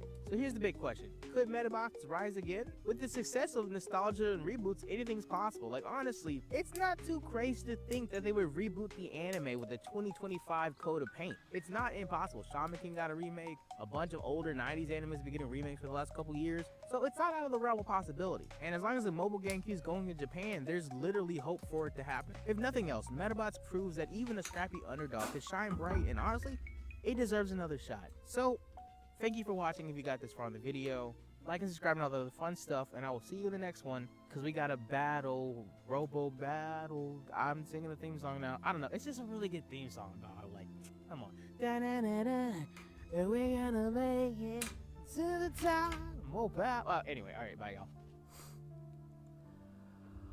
Oh, I like Metabots. Let's see what else we got here. Is this Beyblade? No, that's Bakugan. It wasn't into Bakugan. Mega Man.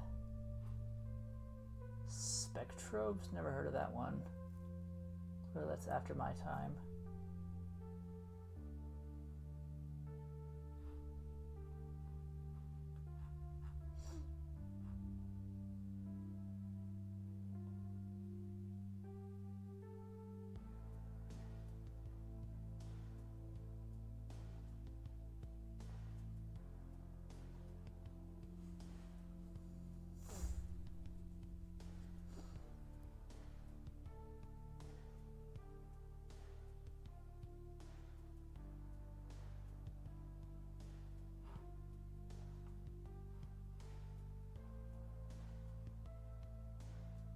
Do you remember that show 1,000 Ways to Die?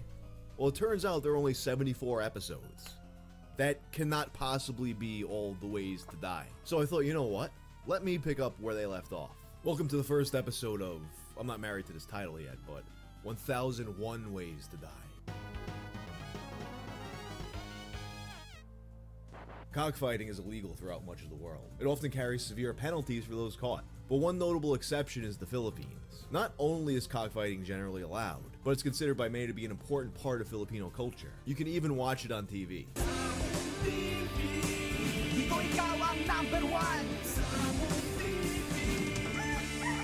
However, there was a period in 2020 that cockfighting was banned in the Philippines.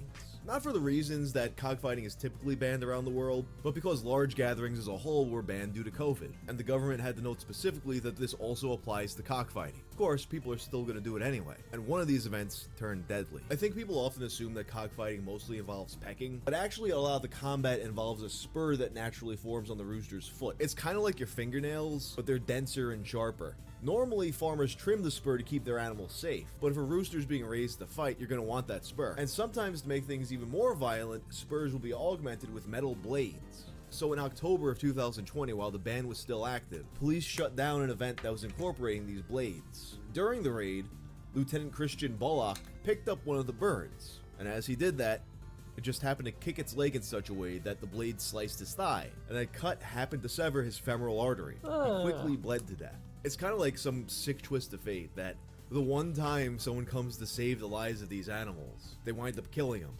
Although incidents like this are very rare, they're not entirely unprecedented. Almost 10 years prior, a man in Bakersfield, California, where cockfighting is always illegal, suffered the same fate. And there are so many reports of people dying at cockfights in India, where it's also mostly illegal. Sometimes even situations where people are dying at separate cockfighting events at the same time. There are multiple cases of people having their throats slit by roosters. And of course, the most on-the-nose way you could possibly die at a cockfighting event happened in India. This one owner loses control of his rooster, and he's chasing it around, and all of a sudden the bird kicks back and stabs him in the crotch. That bird got a little too literal with the cockfighting. So yeah, that's why you don't do cockfighting. I mean, there's a lot of reasons why you don't do cockfighting, but that's one of them.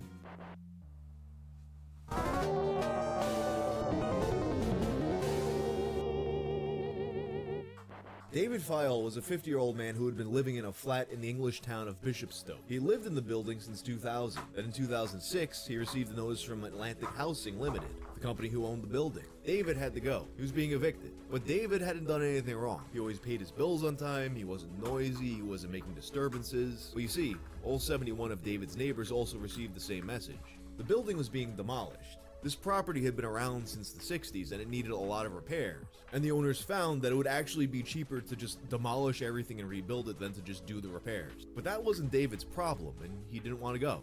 His neighbors eventually all left one by one, but David would remain until he became the last man standing, living in his own little ghost town. Over the course of the next 2 years, the company would do everything they could to try and get David to leave. They had offered 11 different spaces for him to move to, and he just wasn't having it. So eventually they would take David to court to get rid of him once and for all, and the judge ordered him to leave the property. Then on the 5th of July, the police receive a call from David's parents. They are concerned because they hadn't been able to get in touch with him at all. So the police go with his parents to the flat for a wellness check.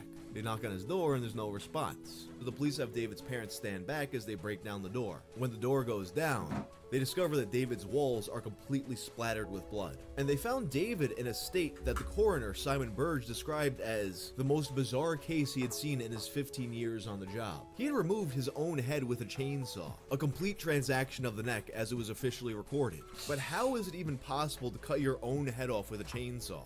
Well, you see, David created a device. Due to its graphic nature, the details of this device have largely been scrubbed from the internet. But I did manage to find an archive of a now deleted description from the Daily Telegraph.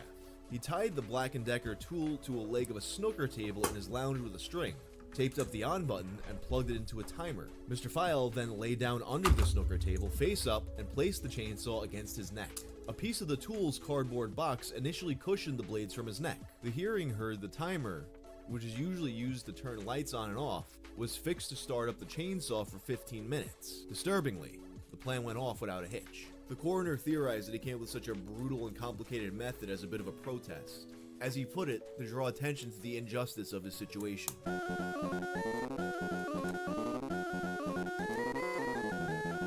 A case that's shockingly similar in a lot of ways to David File is the story of Francis Pete Tovey. Francis was an 81-year-old Australian man who lived in Burleigh Heads since 1984. Like David, Francis was also being compelled to leave his home, but this time it wasn't by property managers, it was by his own family. At 81 years old, his family thought he should move into a nursing home for his own safety, but Francis disagreed. It's unclear what the state of Mr. Tovey's health was at that time, and I'm sure his family had his best interests in mind. But to a lot of people, that loss of autonomy that comes with living in a home is a fate worse than death. So one night in March of 2008, Francis's neighbor, David Skews, hears loud gunshots. He rushes over to the source of the sound, and he finds Francis Toby dead in his driveway, with multiple gunshot wounds to the head. But it wasn't Francis's hand on the trigger. Like David Fayol, Francis also built a device. In a note that he left behind, he spoke about how he found schematics for a simple robot online. After he built the machine, he armed it with a pistol and 4 bullets. Then he got in front of the gun and let it rip. He explained that he just didn't want to leave his home, and he did it in his driveway to be certain that someone would find him. His neighbors were flabbergasted. They described him as being cheerful and a joy to be around, even in the past few days. On May 24th, 2021, an unnamed 39-year-old man was reported missing in Santa Coloma, a small town in Catalonia, Spain. His family hadn't heard from him for 2 days. That was very unusual for him, so they called the police. Later that afternoon, a man was playing with his son outside of the Cubic building in the same town, and they noticed a weird smell. They follow the smell, and it leads them back to this old statue of a Stegosaurus. And as they get closer to the statue, they notice a crack in its leg. They look inside the crack, and they find a dead body. This body was later identified as the man who had been reported missing. At first, it was unclear how or why he got in there, but they got some answers after firefighters cut the dinosaur open. It appeared that the man had lost his phone inside of the dinosaur. Most likely he was sticking it inside the dinosaur's mouth, being silly, and then he dropped it. So he climbs inside the dinosaur's mouth, only to get stuck, and then he passes out and dies inside the dinosaur. The police didn't suspect foul play, but something did seem kinda off to a lot of people. In a video from a local taking a closer look at the dinosaur, you have a bunch of people questioning the official story in the comments. People are wondering why nobody saw him trying to figure out how to get his phone. Why didn't he scream for help? Why weren't there any cameras? One commenter though, Kevin on Earth, who was at first skeptical, eventually pieced together what appears to be the actual sequence of events after learning about a trapdoor on the statue. Okay, now it makes more sense. His phone somehow fell through the hole in the mouth and down the leg. He opens a trap door to receive his phone but gets stuck inside the leg upside down. No one is around long enough before he passes out due to asphyxia from being upside down, and he dies since his family was waiting several days before reporting him missing. He was about 2 days from his house. The only thing I don't get is why he would close the trapdoor when entering the dinosaur. It should have been left open for him to crawl back out once he retrieved his phone, if that's why he went in to begin with. The idea of him being stuck upside down and dying makes me think of that Nutty Putty cave incident. But then instead of being trapped inside a cave away from anybody, you're surrounded by people who could help you, but they have no idea that you're there, just dying right next to them. And let's be real, if you lost your phone inside a Stegosaurus statue, most of us probably would have done the same thing. But anyway, that's all for now. If you like this video, turn on notifications and check out my video about the BME Pain Olympics. I'm out.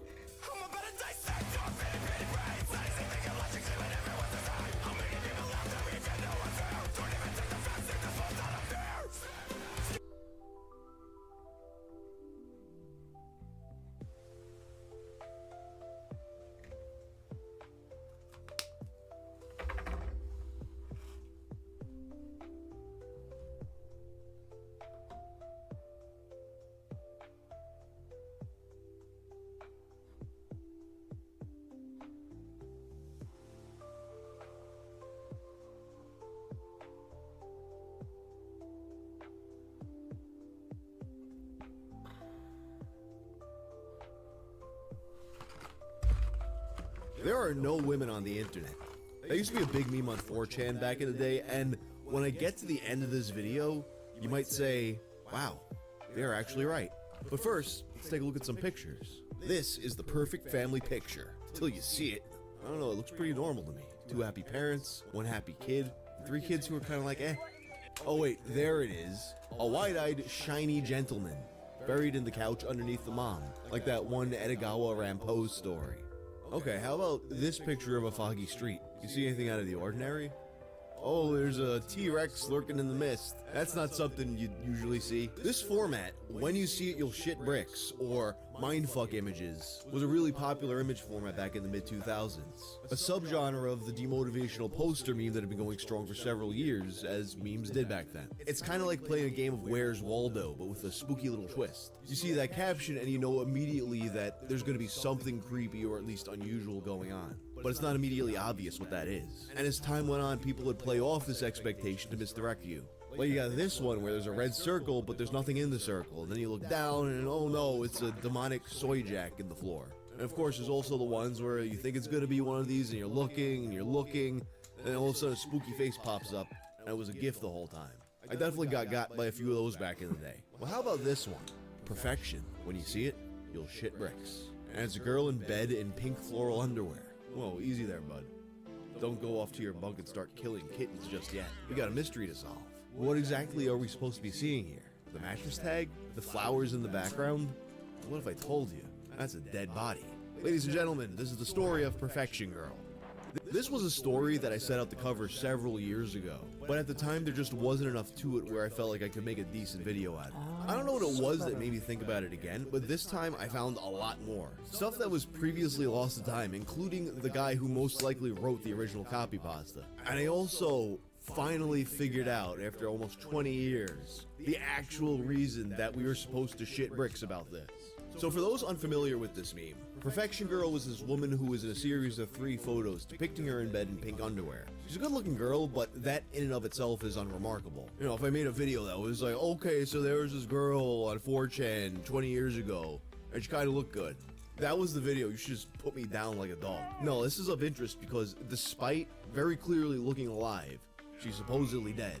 By the time I first noticed this girl getting reposted on 4chan all the time back in the day, it had already become this meme where the picture gets posted and then people are like, oh, this story, it's so sad. It's sad, but it's true. But nobody's going into the specifics. You just get a whole big thread of people going, oh, I know this story, it's sad, but it's true. And no elaboration, and some people kind of get what's going on there, but other people would just get more and more annoyed and be like, no, tell me what the story is then. And if you said the story was fake, people would just reply, she is really dead. I know the story behind it. It's quite sad but true. So where did this come from? Now, due to the nature of 4chan, it can be hard to pin down an exact time frame. I've seen people say viewers that on they've some noticed this as fixed far back online as at 2005, RPHYBK2B. and I think that's probably true, but as far as I can tell, the pictures, the meme, and the copy pasta didn't really pop off until later in 2007. Her Encyclopedia Dramatic article was created that August, and points to the origin of it being a mindfuck images thread. People are posting a thread full of stuff like the ones I showed you in the intro, and then one of the posts winds up being perfection. When you see it, you'll shit bricks. And nobody can figure out what the trick is with this one. People are looking at this thing under a microscope and it's like, is it the mattress tag? Is there like a pink ribbon thing next to her? Is that something? Maybe it's supposed to be that she's wearing a cross while half naked on the internet. Some people thought she was a real doll, which, I mean, they look kind of convincing now, but this is what real dolls looked like in 2007. Another theory was that this was some kind of social commentary. That there being fake water drops on the flowers means it's talking about how online perfection is phony and contrived. Holy shit, dude, you just blew my mind. Which, you know, I mean, you say that now and it sounds like some fake deep Banksy type bullshit, but this is like the pre-Instagram world still, so this kind of thing is a thought that people hadn't really contended with yet. At least not to the degree where it's become really a trite thing to say now. Basically though, people investigating this image derails the entire thread. And then some guy comes around and says, good job. You've been fapping to a dead chick. Come on, don't be silly. There's no way that chick's dead. This is very much the face of an alive person, right? Like, this is so plainly obvious an alive woman, but then people are getting gaslit in real time as people are noticing little details. Like, she's got that wristband on. And they're like, hey, isn't that the bracelet they put on you in the morgue?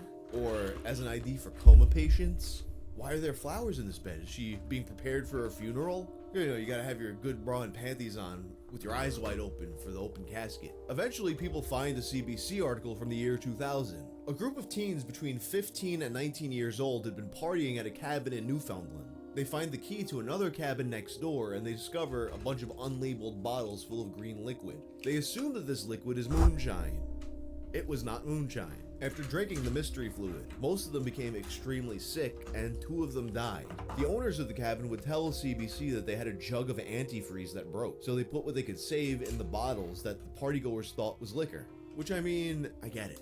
While it may not be as inviting as Fabuloso, antifreeze does look delicious in kind of the same way that a bear looks friend-shaped.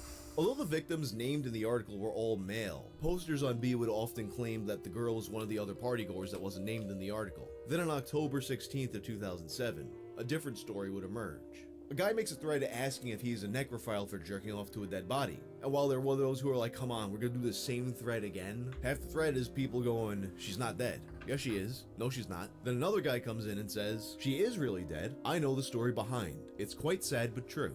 This was the first appearance of a line that would become a key part of the meme. Some people are saying he's full of shit, other people think he's talking about the CBC article, and he's swearing he's got the real story. I knew her about 3 years ago. The story is both sad and true. She was my first and only love. So sad, so true. So then people are like, alright then, tell us the story, buddy. And he does. Okay, here's the story of the girl. Yes, it was in Canada, and yes, she did die from drinking antifreeze. But that CBC story is not it. Her name was Mary Ann Realib, and she was at a party. It was not at a cabin, but at a college senior's apartment in Vancouver. His little brother had apparently spiked some drinks with antifreeze to try to get all the girls drunk really fast, but didn't realize it was poison and could kill them. The only one who actually drank any was Mary Ann, and she had already had some drinks before then. She got really weird drunk and started complaining about not being able to see anything. She, the guy, the senior's little bro, not the senior, convinced her to strip down and pose for some pictures. He left to get his camera, and when he came back, he asked if it would be alright to snap some pictures. She didn't say anything, so he assumed it was okay, and he took 1 or 2 pics. He then asked if she would change her position and pose, but she still didn't say anything, so he moved her around. As he took the pictures, he was uploading them on the computer. It wasn't until he had snapped 4 pictures that he realized she wasn't breathing. The 4th picture, he had pulled her bra off. That one is very rare. But anyway, after that, he found she was dead and panicked and called an ambulance. But the pictures were already up on the internet. When her mom found out, she got scared and was quoted as saying, I'm your dream, my destroyer. I'm your eyes while you're away. I'm your pain while you repay. You know it's sad but true. Yeah, you just got Metallica aired. Most of you probably remember this, but for those of you who don't, there's this meme called Bel Airing people. You're telling a long, detailed story, and then all of a sudden, out of nowhere, at the end, it turns into the Fresh Prince theme. It's kind of like the Loch Ness Monster jokes. And he said, I need about 350. Or the his name is John Cena stuff. Good times. So the author of this just did that with Metallica. He even made the name Realib, which is Bel Air spelled backwards. Now, in this original thread, it's incredibly obvious that this wasn't meant to be taken seriously. Someone immediately copies and pastes his post, and then he goes, WTF, I got copy pasted that quick? I'm honored. And someone else replies and tries to keep the kayfabe going. She's is really Mary Ann. I do not know family name, but I suppose it's not Realib. I made up the name Mary Ann. If that girl's name really is Mary Ann, or Mary Ann, or Mary Ann, then I must have godly luck. Oh well. It was worth a try. The majority of the thread after this point is just people repeating variations of, I know the story, it's quite sad but true. It's like that episode of The Simpsons where they put Bart in special ed and he calls the teacher cuckoo, and then all the other kids start going cuckoo, cuckoo. So at that point, this copy pasta becomes a defining piece of the Perfection Girl meme. The name Marianne Realib sticks, and when someone asks for an explanation, they get the copy pasta. Sometimes with the Metallica joke at the end, sometimes without it. And although it was completely obvious to everyone in the original thread that this was a fake joke story, over time, through new people seeing the copy pasta over and over again, some would come to believe that this was actually the true story. Some people even seeing the version with the Metallica joke and thinking it was real. So the analysis of the picture continues. Some people are saying that you can tell from the red eye in the pictures that she's alive, because that doesn't happen on dead people. Or you can look at her skin tone and tell. Or the fact that there's 2 other pictures in different positions. But still, some people weren't fully convinced. Dead, hands, fingers in the same position. Sick Necro took the pictures. And we all know sick Necros touch death bodies and play with them. So fixing her legs in a position or her arms isn't very hard to do. Red eyes, blood doesn't simple disappears from a body unless you cut a vein/artery, so blood will still remain in the eye, making your OMG WTF BBQ, Jesus Christ, OMG WTF BBQ. I don't think I've seen that acronym in like 10 years. OMG WTF BBQ, red eye blood camera flash theory useless. Face is in a rest position. All facial muscles are relaxed. That's what dead people do. They don't use facial muscles. And I'm not talking about the jaw muscle. I'm talking about muscles right below the skin, which give you expression. Any type of skin color chemical can be used to give dead skin a more lively look. If they set a recently dead up for display, it almost looks like he's alive.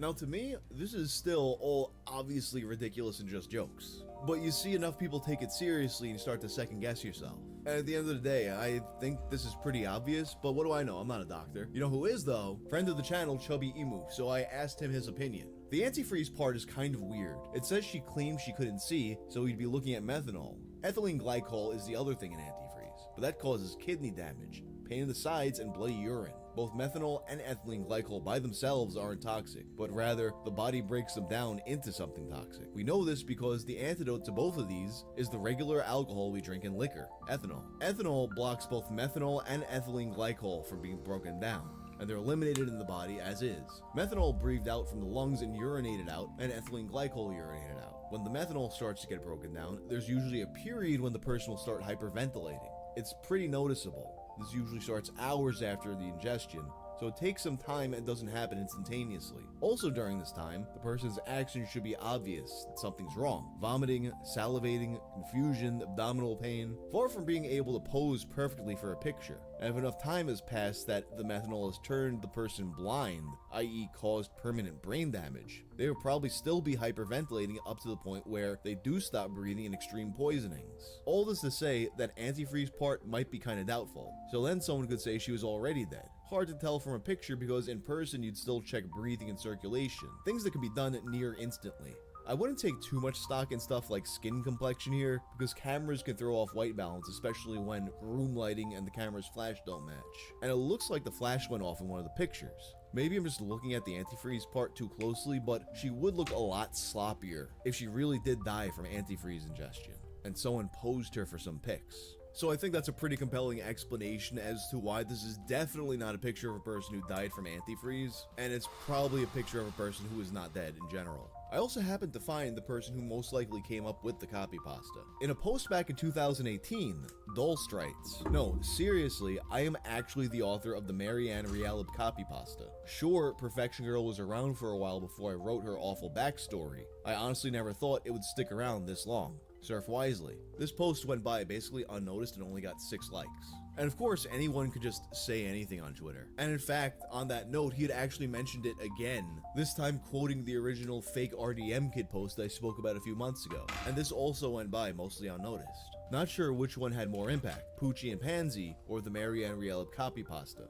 Surf wisely. When I came across this post, I saw this guy was already following me, so I sent him a message about it. After confirming that I wasn't a scam account, he told me that he really was the author of the copy pasta and he actually had a ton of stuff archived from this time. One of them being the original thread that this appeared in, and also a fake MySpace account that he made for her, and I actually feel like I remember seeing. He said he came up with the name Mary Ann because he saw someone else in the thread mention it, and the last name Relieb of course because of the Bel Air thing that he wanted to make a Metallica thing instead. The overall concept was of course inspired by the CBC article. And he also noticed that there were some changes made to the copy pasta after his original post. Another thing I've noticed about the copy pasta is the addition of "after doing what he does best." That part was not written by me. Some other anon added that after the fact, which when you see that version of the copy pasta, that line comes between him taking her bra off and calling the police. So I understand why he wanted to make it really clear that he's not the one that wrote that part. And once again, especially with 4chan being anonymous, anyone can kind of say anything, but considering how much stuff he had about this just saved and ready to go, he gave me all this stuff really quickly, and he's posted about it a couple times. I can't fathom that a person would put that much effort into faking being responsible for a somewhat obscure meme for several years. So shout out to Dulce, he provided me with a lot of stuff that made this video better than it was going to be. He created the series Poochie and Pansy, which has a very old school Newgrounds or albino black sheep vibe, so go check that out. So now all this leaves us with is who actually is this woman herself. There's not a lot of clues.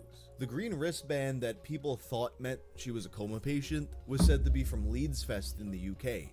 And the tag on the mattress is written in German. You can see the word Betten in there, which is German for bed. So could she be German? Did she travel to the UK from Germany to go to this festival? Or maybe she just lives somewhere completely else and went to the UK and just has German bedding. So I don't think we're ever gonna find out who this woman is unless she decides one day that she really wants people to know it's her. My gut is telling me that she's German. She looks German to me, but who knows? After almost 20 years, I finally realized why we are supposed to shit bricks about this picture. A lot of the women watching this video probably figured it out immediately. Some of you probably already typed a comment about it before you got to this part. It was so obvious, but not to me or anybody else on 4chan apparently, because we're all guys. I only ever found this out by reading the comments on shitbricks.com.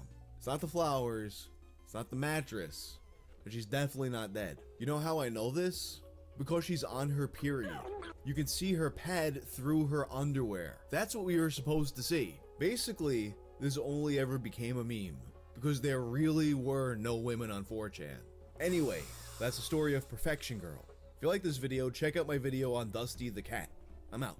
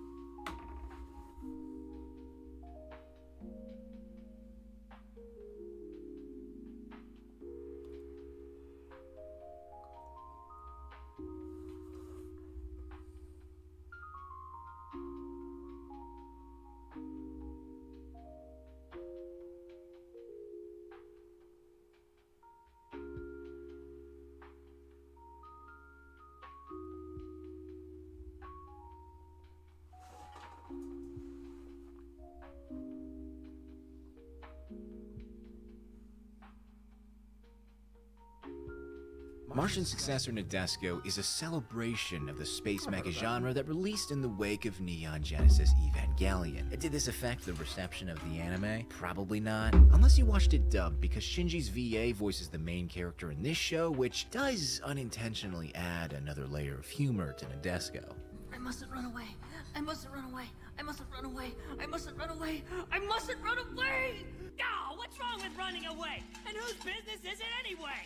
And the setup of the story is pretty standard stuff. The Earth has extended her reach to the stars above and gets attacked by aliens. The Jovians are a highly advanced species of space lizards who wipe out the human colony on Mars in a surprise attack that gave our main hero, Akito, some PTSD, which he was only able to get because he miraculously and mysteriously teleported to Earth during the attack. There, he decides to quit the military and become a cook.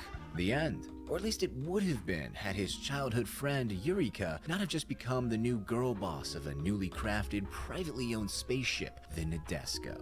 They bump into each other before she sets out to retake Mars, and he's back to being a pilot, whether he wants to or not.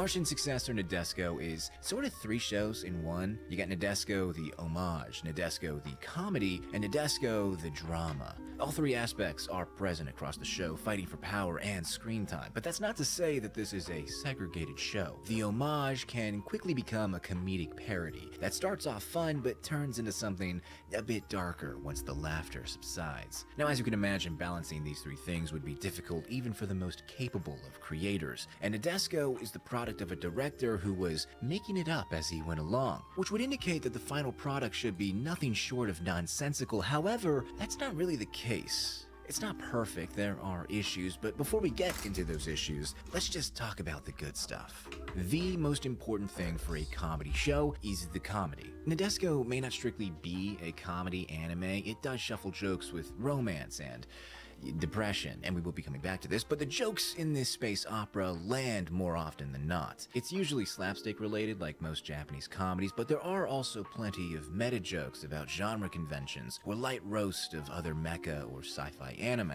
and that's not even counting all the fast-paced wordplay and absurd statements.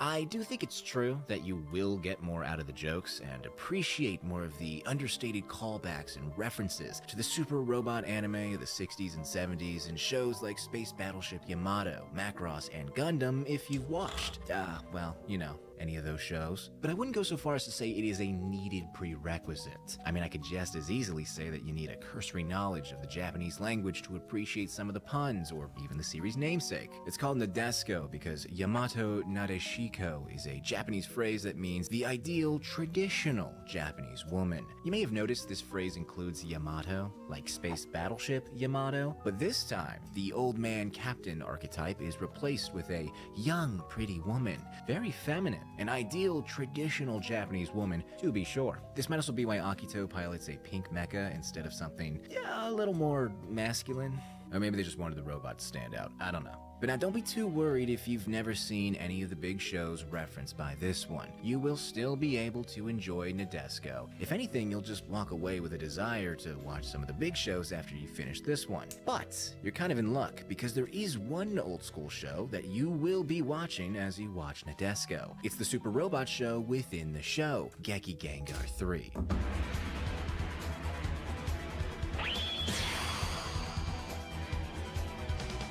Geki Gengar 3 is a corny callback to a simpler time in animation, and it really does look and feel like an anime from the 70s. And it's a big part of this anime too. It's not just a show that's enjoyed by the characters, it is a show that is instrumental in the Nadesco's mission to retake Mars for reasons that you probably won't see coming. And on that note, Alright, where were we? Ah, yes, the unexpected implementation of Geki Gengar. You know how a lot of anime, especially older shows, have a recap episode typically halfway through the series? Well, Nadesco is no different in this regard, but it is different in how it handles that recap. The first half is fairly in line with other recap episodes with the reused animation and all, but it also uses that old footage with some new stuff to explain the science of the show and life on the Nadesco. The more interesting part is that this recap episode is actually treated as a recap episode, but one that's being watched by the characters of Geki Gengar.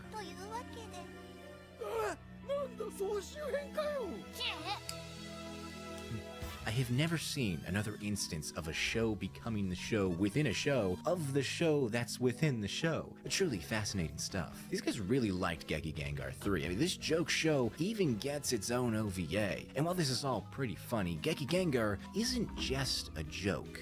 It's often used to underscore how the characters of Nadesco are feeling or emphasize the themes of the show. It's also used in one other way, but that kind of involves some heavy spoilers, so before we get to that, I'll just mention that Studio Xebec did some nice work with the animation on this one. This is a very pretty 90s anime, very colorful, and it's well-paced too. Nadesco loves to throw joke after joke while speedrunning the story, and it's always keeping things moving along and not lingering in any one spot for far too long.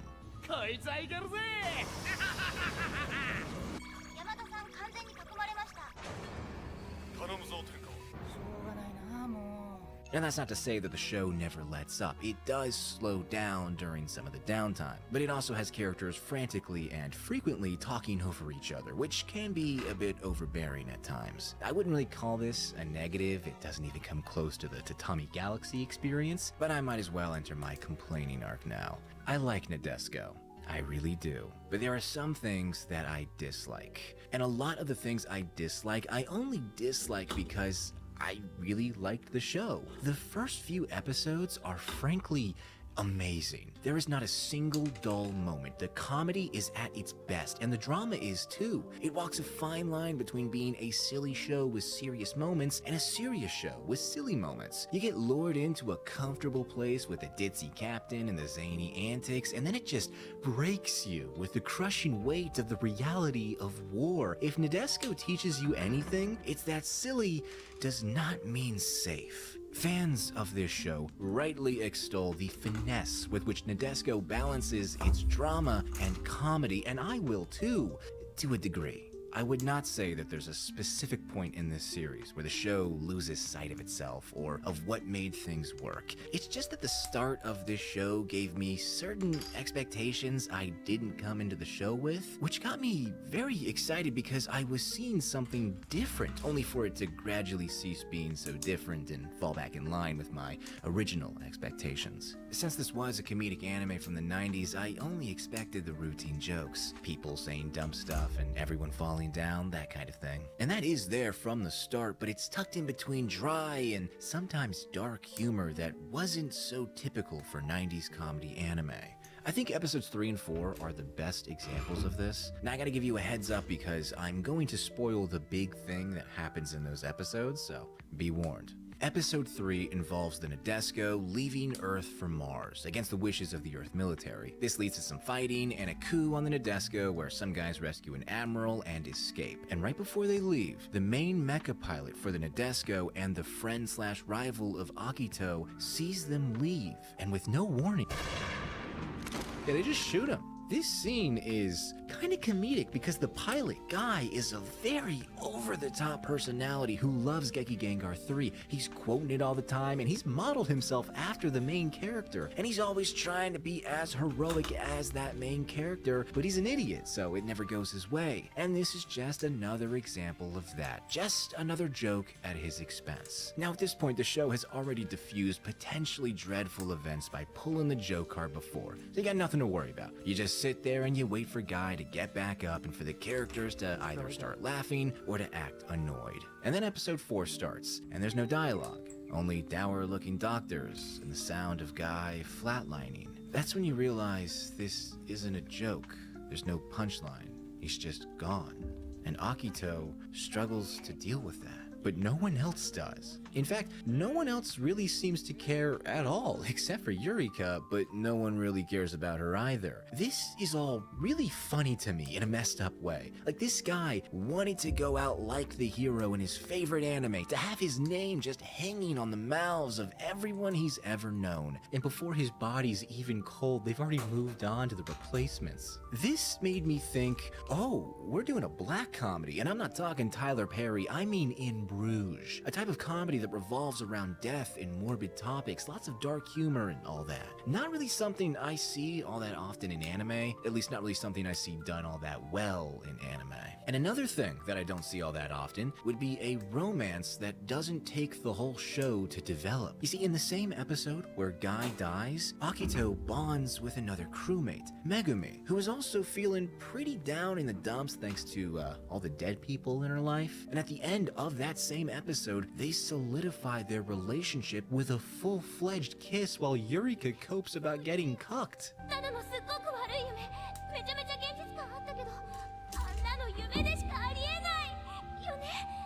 That's rough, buddy. I loved this when I first saw it. We weren't wasting any time dragging out a boring romance built on stuttering and misunderstandings. It was just there, simple and clean and handled in a mature way. I expected the rest of the series to keep this tone and this style of writing, but it really doesn't. I mean, if we just go back to Akito, the very next episode after he kisses Megumi, he fumbles his way into a misunderstanding with Eureka because he refuses to make his relationship clear for some reason. And then later, he starts getting flustered over things he really shouldn't be bothered by given what he's already done, and then there's a bunch of miscommunications, and it starts to border on being a harem, and eventually I just stopped caring about the romance altogether because it wasn't going anywhere. It's like Nadesco understood all the classic anime tropes regarding romance and comedy too, and made the conscious decision to do things a little differently this time, before deciding to just do the tropes anyway. Does that ruin the show? If I really thought that, I wouldn't recommend this show. But I do recommend this show because, look,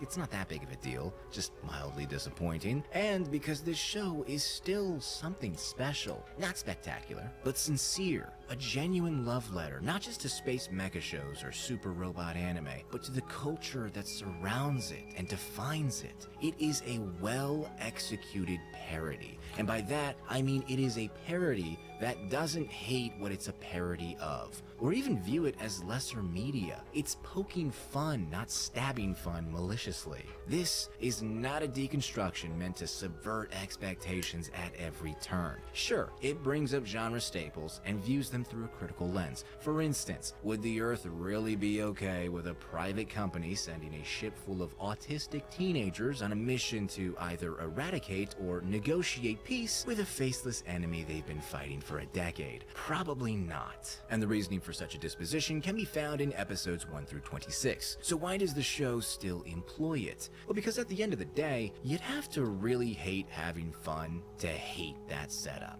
When director Tatsuo Sato was asked if he had any fond memories of old robot or sci-fi anime from his childhood, he said this: "I watched Mazinger Z and Getter Robo when I was a child. Since then, I've started working and raising a family, but I still think back to what those shows were like. Actually, looking back now, the stories were very straightforward. Some parts weren't that good and sometimes they didn't make much sense. But I still haven't forgotten the sensation of how I felt at the time. I can't define it, and I talk a lot with Mr. Aikawa about it. I think it's a very important feeling to keep, and one that is necessary for children today. It's a feeling that I want audiences to have when they see my work." Well, Sato-san, from one patriot to another, I felt it. For the TV show, at least. If we're talking about the movie, while the Nadesco TV series is generally well-liked by fans, the movie, which came out 1 year after the TV finale, is generally less liked by fans. Sort of an Escaflowne situation here, except that this time the movie isn't a rushed reimagining of the TV series, it is a sequel. It's just a very disconnected sequel, narratively and tonally. Now, in order for me to give you the setup to this movie, I'm gonna have to spoil the ending to the TV series, as well as the big twist from about halfway through that series. So if you're just wondering whether the movie is worth your time, then I'll just say this: it's fine, but it's not a finale. Martian successor Nadesco, the Prince of Darkness, takes place 2 years after the conclusion of the TV anime. In that time, Akito and Yurika died, and the deadpan lolly named Ruri has become the main character. The Earthlings and the Jovians ended their war and now work together for the benefit of all humankind. By the way, if you didn't watch the show and you didn't care about the spoiler warning, this was the big twist. The Jovians were not space lizards. They were just rebels who were driven out by the United Earth government and relentlessly attacked until they fled all the way to Jupiter. There, they found the means to create a highly technologically advanced army of their own and get their revenge on the Earth. Oh yeah, they also kind of worship the Geki Gengar anime and view the real world in terms of anime. This fair maiden is like that one seasonal mid, and that entire civilization is like the irredeemable evil empire from that one show. Stuff like that. Is this a commentary on fanatical fans who got a little too lost in the sauce? Probably. Anyway, a group of them turned real radical once the war ended and formed the Martian successors, and then Nadesco is called into action to deal with this new threat. And to do so, Captain Lolly puts together the old team. That's pretty much the movie. It's not very long and not overly complicated, but it is pretty different from the TV series. The most immediate difference would probably be the visuals. This is a full-fledged movie, and they did not skimp out on the budget. One thing to note though is that many of the characters received minor redesigns, except for the hot-headed tomboy Ryoko, who has blue hair now instead of green. That's kind of weird because she was part of a trio and there was already a chick with blue hair there, but whatever. The next big difference from the TV series is is the tone. The Prince of Darkness is a lot darker than TV Nadesco. It's a more dramatic film that still has some of the trademark comedy, but it's reined in and usually kept to background gags or wordplay. Most people I've seen view this tonal change as a negative, but I'm gonna be a bit of a contrarian here and say I don't mind the change. I think it would be fair to characterize the TV anime as a whole as a series that was closer to a silly show with serious moments than a serious show with silly moments. Not by much, but generally speaking, that's how I'd frame it. The movie, on the other hand, is very much a serious show with silly moments, and I like that. This is the final act of the adventure. I don't want it to be a joke, I want it to be taken seriously, to make sure that people feel the weight of the situation and understand what's at stake. That should be why it's a movie instead of just another batch of episodes. And the tonal change is nothing new for the series. This is basically the same reason why the ending stretch of the TV series isn't as comedic as what came before. It's very natural to go from something a bit more silly to something a bit more serious. Just look at Cowboy Bebop or Trigun. What I have a problem with isn't the tone, it's how the movie adds nothing to Nadesco. The series was making the point that media is not inseparable from reality. Shows can and will affect the real world by affecting the people watching those shows, instilling certain values, hammering home certain themes, but at the same time, people are free to interpret what they want from these shows. I won't say that Nadesco did the best job ever exploring this idea. Sometimes it was too explicit and other times a little too subtle. But it still did a pretty good job. As for the film, it looks pretty, and it sounds pretty, and that's pretty much it.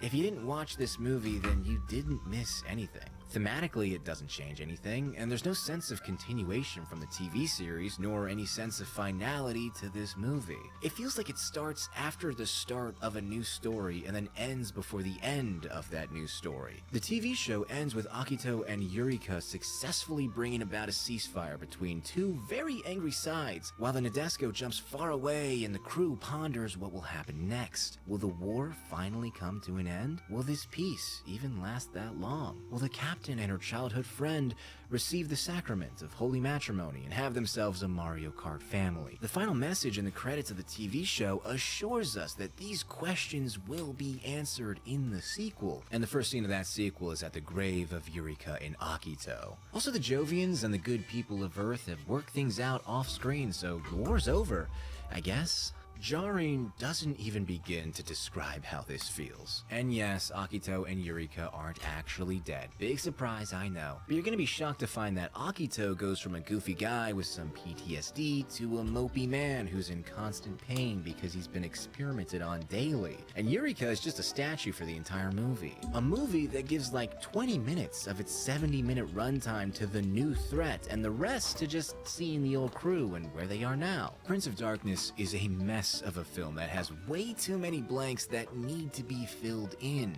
by the blank of 3 years. The real sequel to Nadesco, which was not an anime but rather a game for the Sega Saturn, and it deals with the events that immediately followed the TV series and serves as a bridge between the show and the movie. This might seem like a strange move to break things up like this, but Xebec wanted Nadesco to be a multimedia franchise like Evangelion or Gundam, and the best way to generate some more sales for the new video game would be to tie it into the main story. The issue Nadesco ran into is that the game didn't even come out before the movie. So if you watch Prince of Darkness without knowing the context, you're actually getting the authentic Nadesco experience. There was another game released on the Dreamcast that does continue the story, but pretty much all the games were Japan-only exclusives that never saw an official English translation, because they were on the Saturn and the Dreamcast. Do I really need to explain? Now, despite the mixed reception of the movie and the low sales of the games, people still wanted another Nadesco anime, and Sato was open to making a sequel TV series that would have tied everything up and concluded things once and for all. But he'd only make it if Stelvia, another show that Sato had written and directed, got renewed for a second season first. It did not, and Nadesco was officially canceled in 2005, and in the years that followed, the name Nadesco was forgotten. But the spirit of that show still lives on in our hearts and our mind, and maybe in shows like Gurren Lagann or something similar. Will it ever come back? Probably not. Do I want it to come back? I'm alright. I feel like the 90s TV series already said its piece and we really didn't need anything else. And don't get me wrong, I would have appreciated a proper conclusion, but at this point, I'd rather just imagine the rest. Anyway, until next time, Ave Maria, Deus Vult, and a big thank you to all the cultured. Deus Vult, isn't that the white supremacist thing?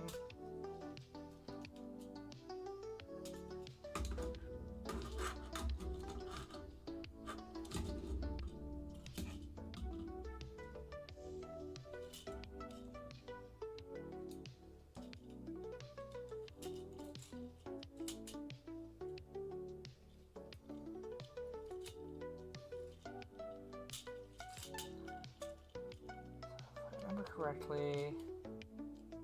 I guess I can just look at the directions here.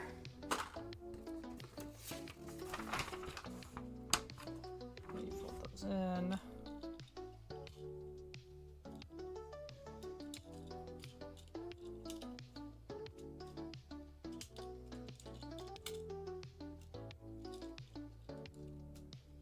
So this is gate mode. It's just up like that. Need to stick Boom Boom cars there, and they do their action feature. So transform, we will flip these over.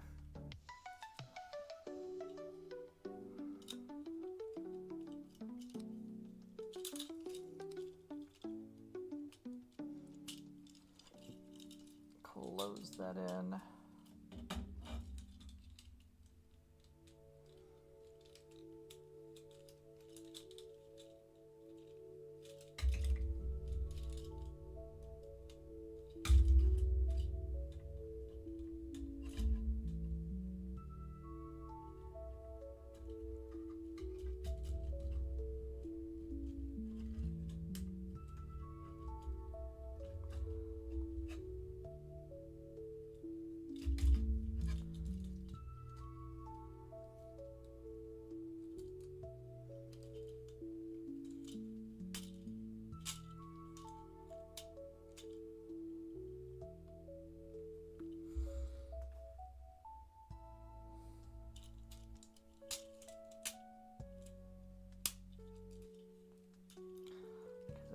Boondorio mode, you pull these off.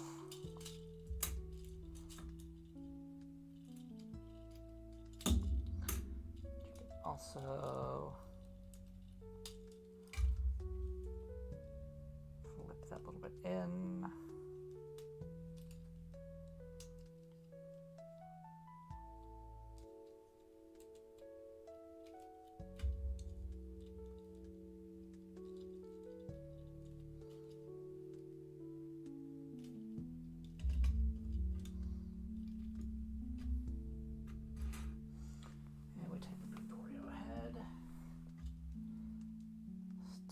The Boom Boom tire.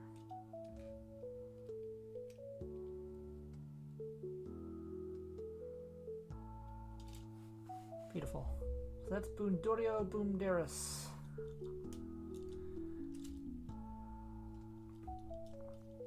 Very rough around the edges. I will have to clean this up.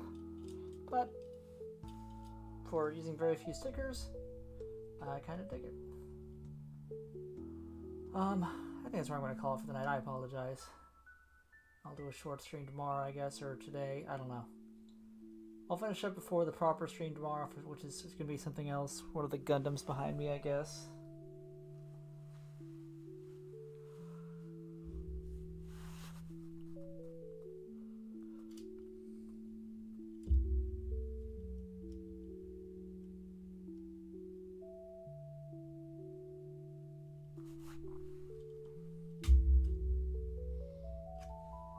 Boomtown wants to make you curry.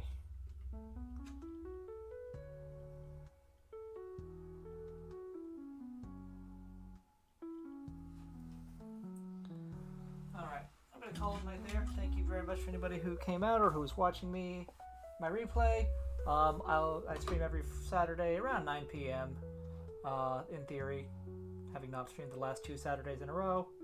Anyway, try to stream most Saturdays, 9 p.m. ish. Free Snap Together Saturday, and other times as things happen. Oh, my mouse is not plugged in. That's why it's not doing that.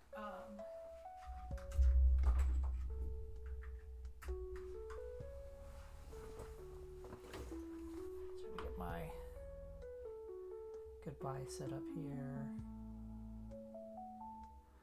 Yeah, I do listen to the stream every Saturday, and then I stream anime or tokusatsu or just whatever other times of the week. Yeah.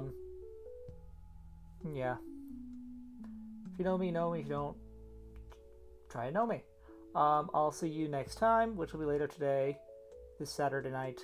Until then, thank you very much for coming out and have a great night.